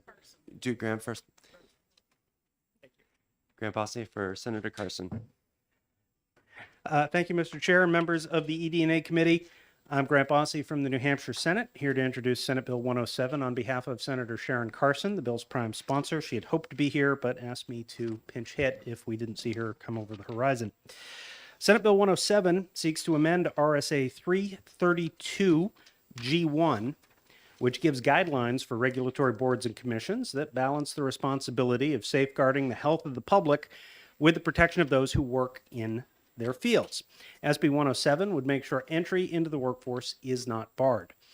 Under RSA 332G10, boards are prohibited from denying entry into a profession based on a past criminal conviction unless there is a substantial relationship between the profession and the past criminal conviction. But under RSA 332G13, an individual may petition the board at any time to determine if that person's criminal record would disqualify that person from obtaining state recognition in practicing in their desired profession.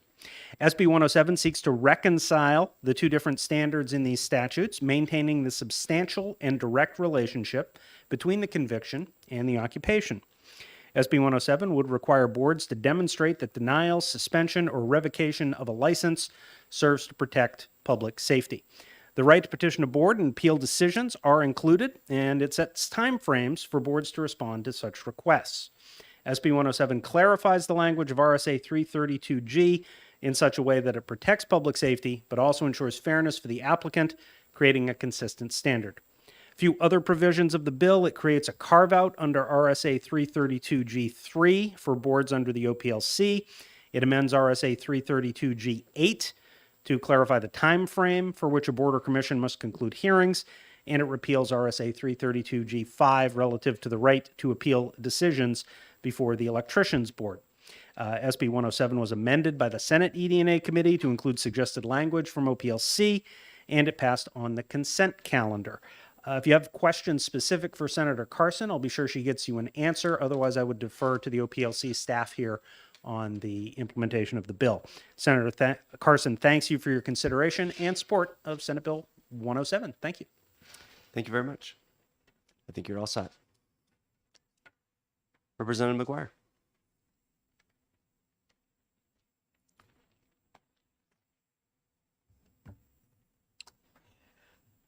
Thank you, Mr. Chair, members of the committee. I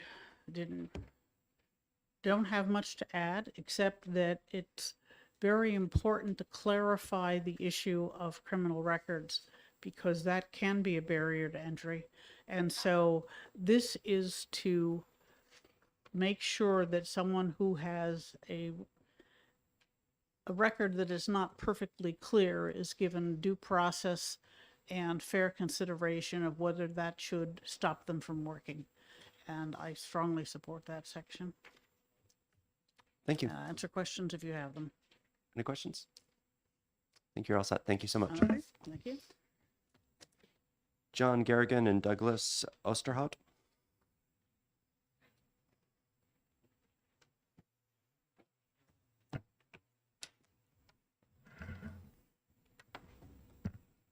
Good afternoon, Mr. Chair, members of the committee. Thank you for having us. My name is Douglas Osterhout. I am General Counsel for OPLC. With me is John Garrigan. John, I'll let you introduce yourself. I'm John Garrigan. I'm the Chief Administrative Prosecutor at OPLC. I think the bill was presented very well and kind of hits on the points that I would hit on. But I just for a little background information, the reason OPLC asked to have this change made is we've come across some sort of conflicting language between 332G10 and 332G13.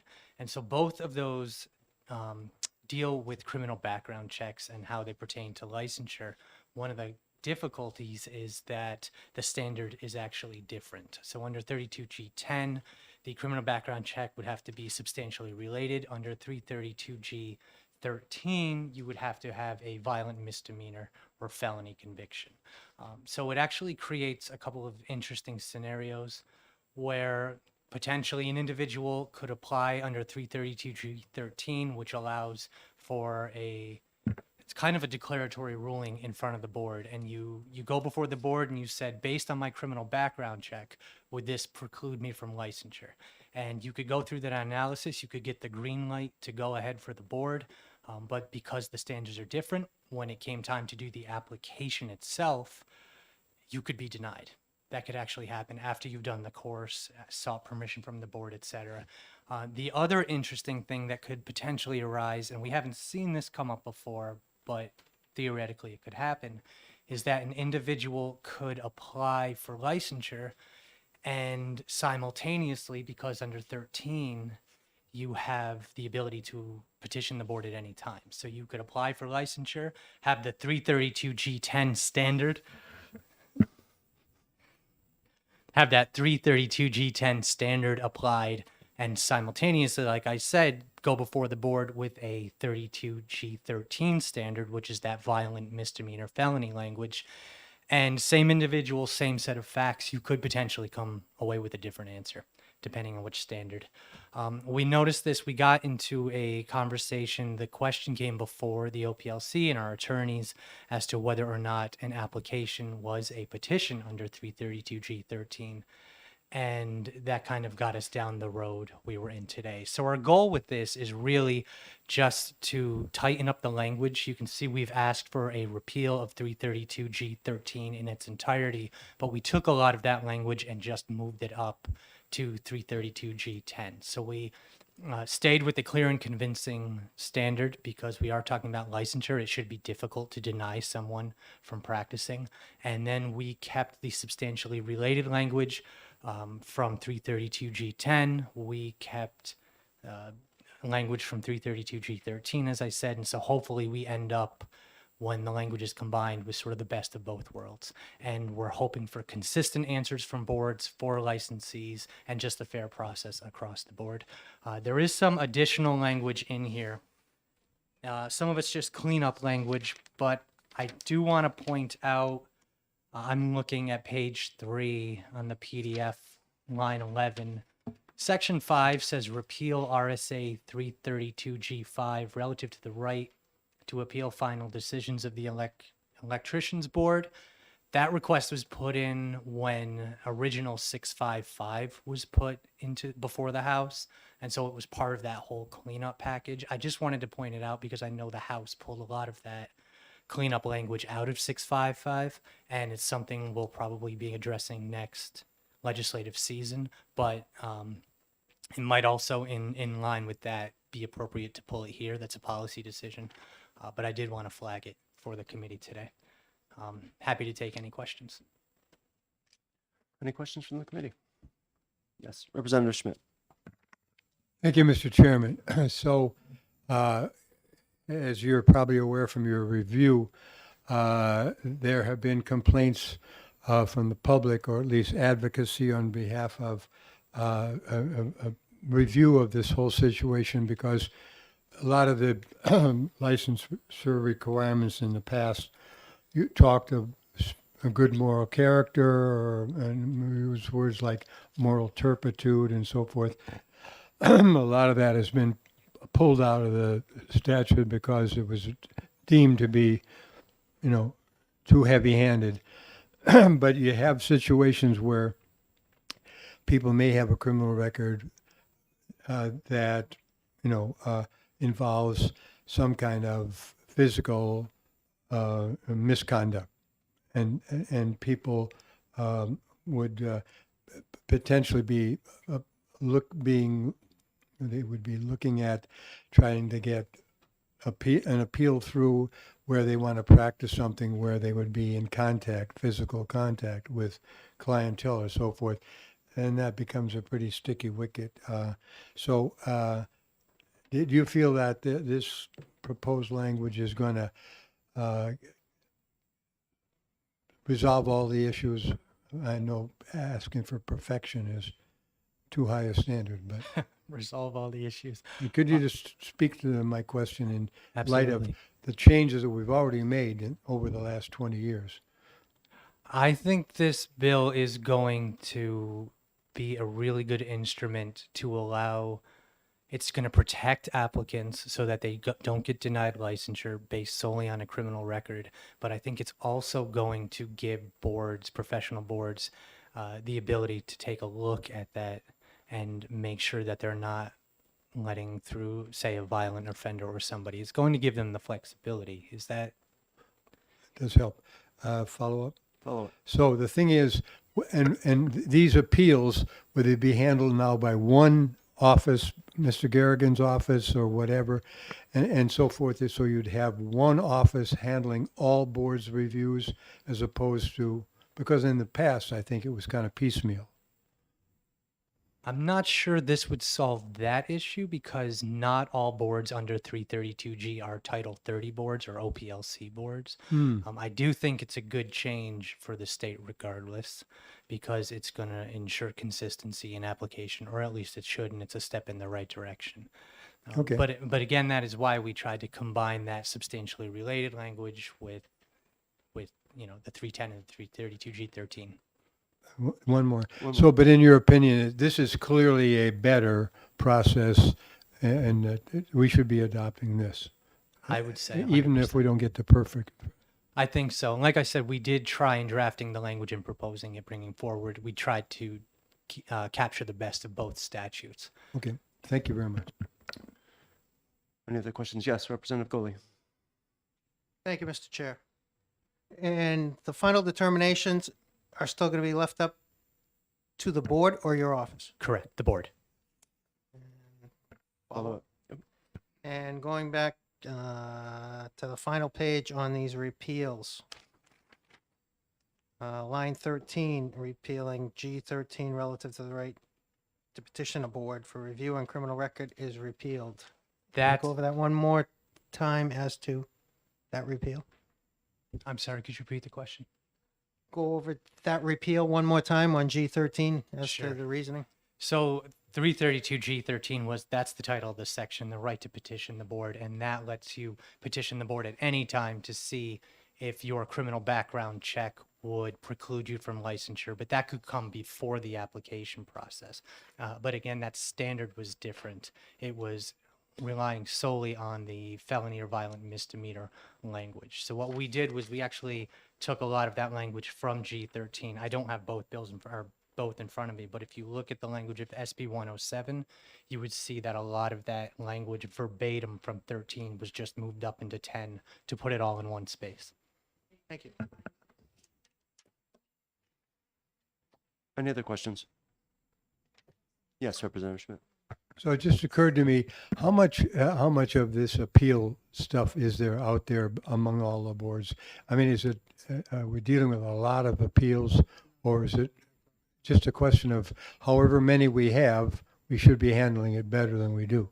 I would say the second. I couldn't give you an answer because this is for licensure application Right. purposes. I wouldn't have a number off the top of my head how many cases Okay, come up thank in you. this. We have seen them though, and it came up last summer. Thank you, gentlemen. Thank you very much. Stephen Rancourt.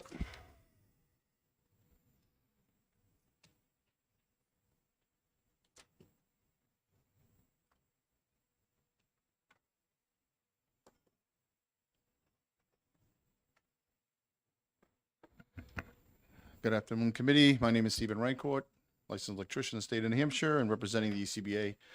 We just had a couple of comments / concerns on page 1, line 3.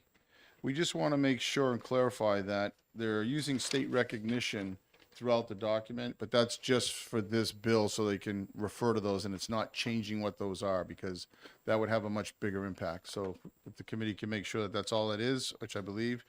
And then if the OPLC is going to, recommendation is to remove section 332G5, we obviously had a concern with that. And were you okay with the bill if they remove that? If not, we had some proposed amendment that we'd like to submit to the board if they're going to consider keeping it, to add some additional wording that has to do with our appeal to the State Building Code Board for applicable and in codes. So if they're going to remove it, if not, I had some testimony to hand out. It's totally up to the committee if you want it or what their Why don't you hand it out? feeling is.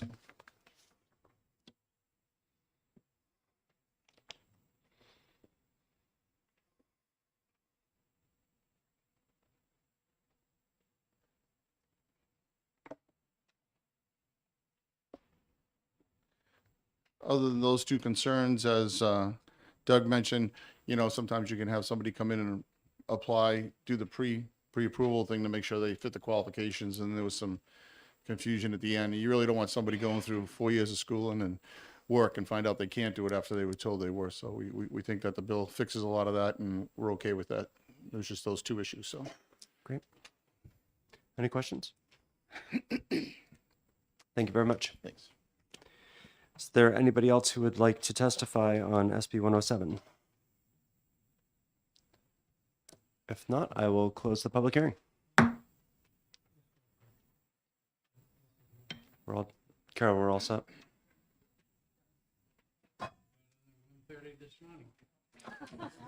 I was here. I don't know where you were. I was in this chair. But the schedule says we were supposed to meet at 1:30 for this bill in the morning, a.m.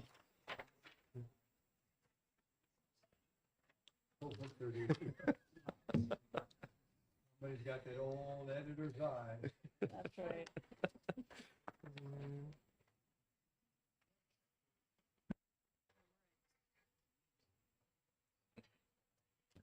Dan?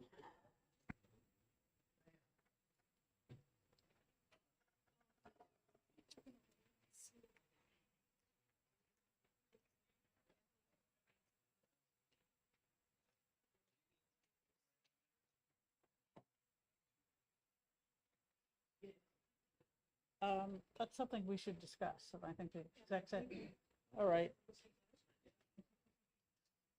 All right, there's a couple of issues that we might need to discuss with this, so I'm going to make a motion of ought to pass. Is there a second? I'll second. Okay. There are some concerns that we ought to discuss before we vote. So Representative Schuett, you have your, Well, we were discussing that there were concerns about what was put forward by the electricians board. And I think, given a little time, perhaps they can work something out. I just saw them discussing with the legal counsel.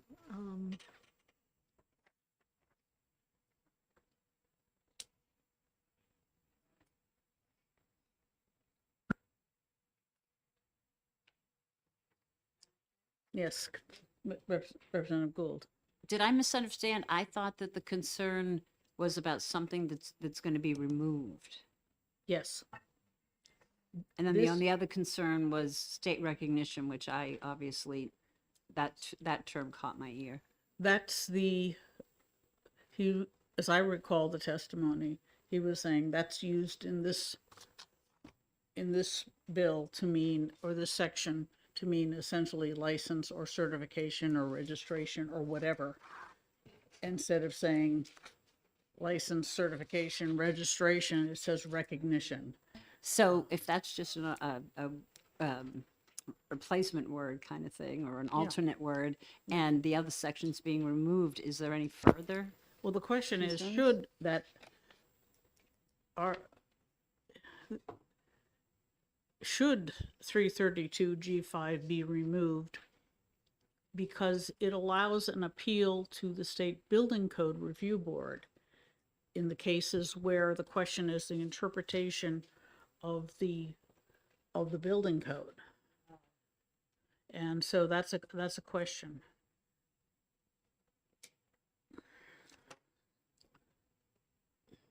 Representative Schmidt? Yes, Representative Goley. Thank you, Madam Chair. If you wave, I think you want to talk. And I look at the repeal, did we hear from Mr. Rancourt that he would like to see that repeal removed from this? Is what I was hearing, correct?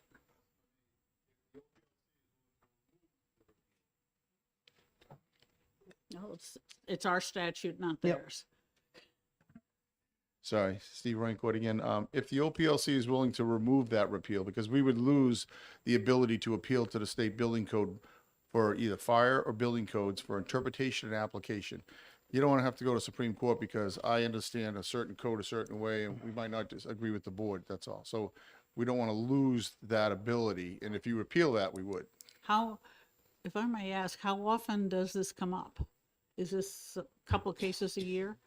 I would say probably something, I know probably 4 or 5 over, for as long as it's been in there. It's not, I don't think it's something that's abused, so to speak, but when you have a code issue, we had, like one time we had one inspector decided a structure was going to be considered something else. So it went through this whole torturous process to determine that and whether or not we could put generator switches on it. So it's stuff like that. Okay. Sorry. Follow, I think you have- Follow-up, yes, please.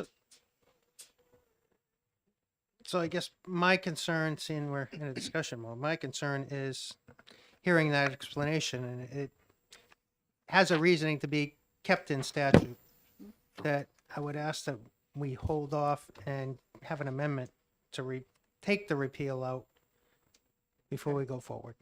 All right, that makes sense. Representative Schmidt. Well, now we're going in the direction I was wondering, because I presume that this issue did not come up in the Senate. I don't recall, to be honest with you. There's been so many bills this year. House Bill 655 had it, House Bill 2 had some of it. I don't remember if it came up in the Senate, no. Because, I mean, the two attorneys from OPLC have now left the room, so we can't bounce it off of them. It might well have been,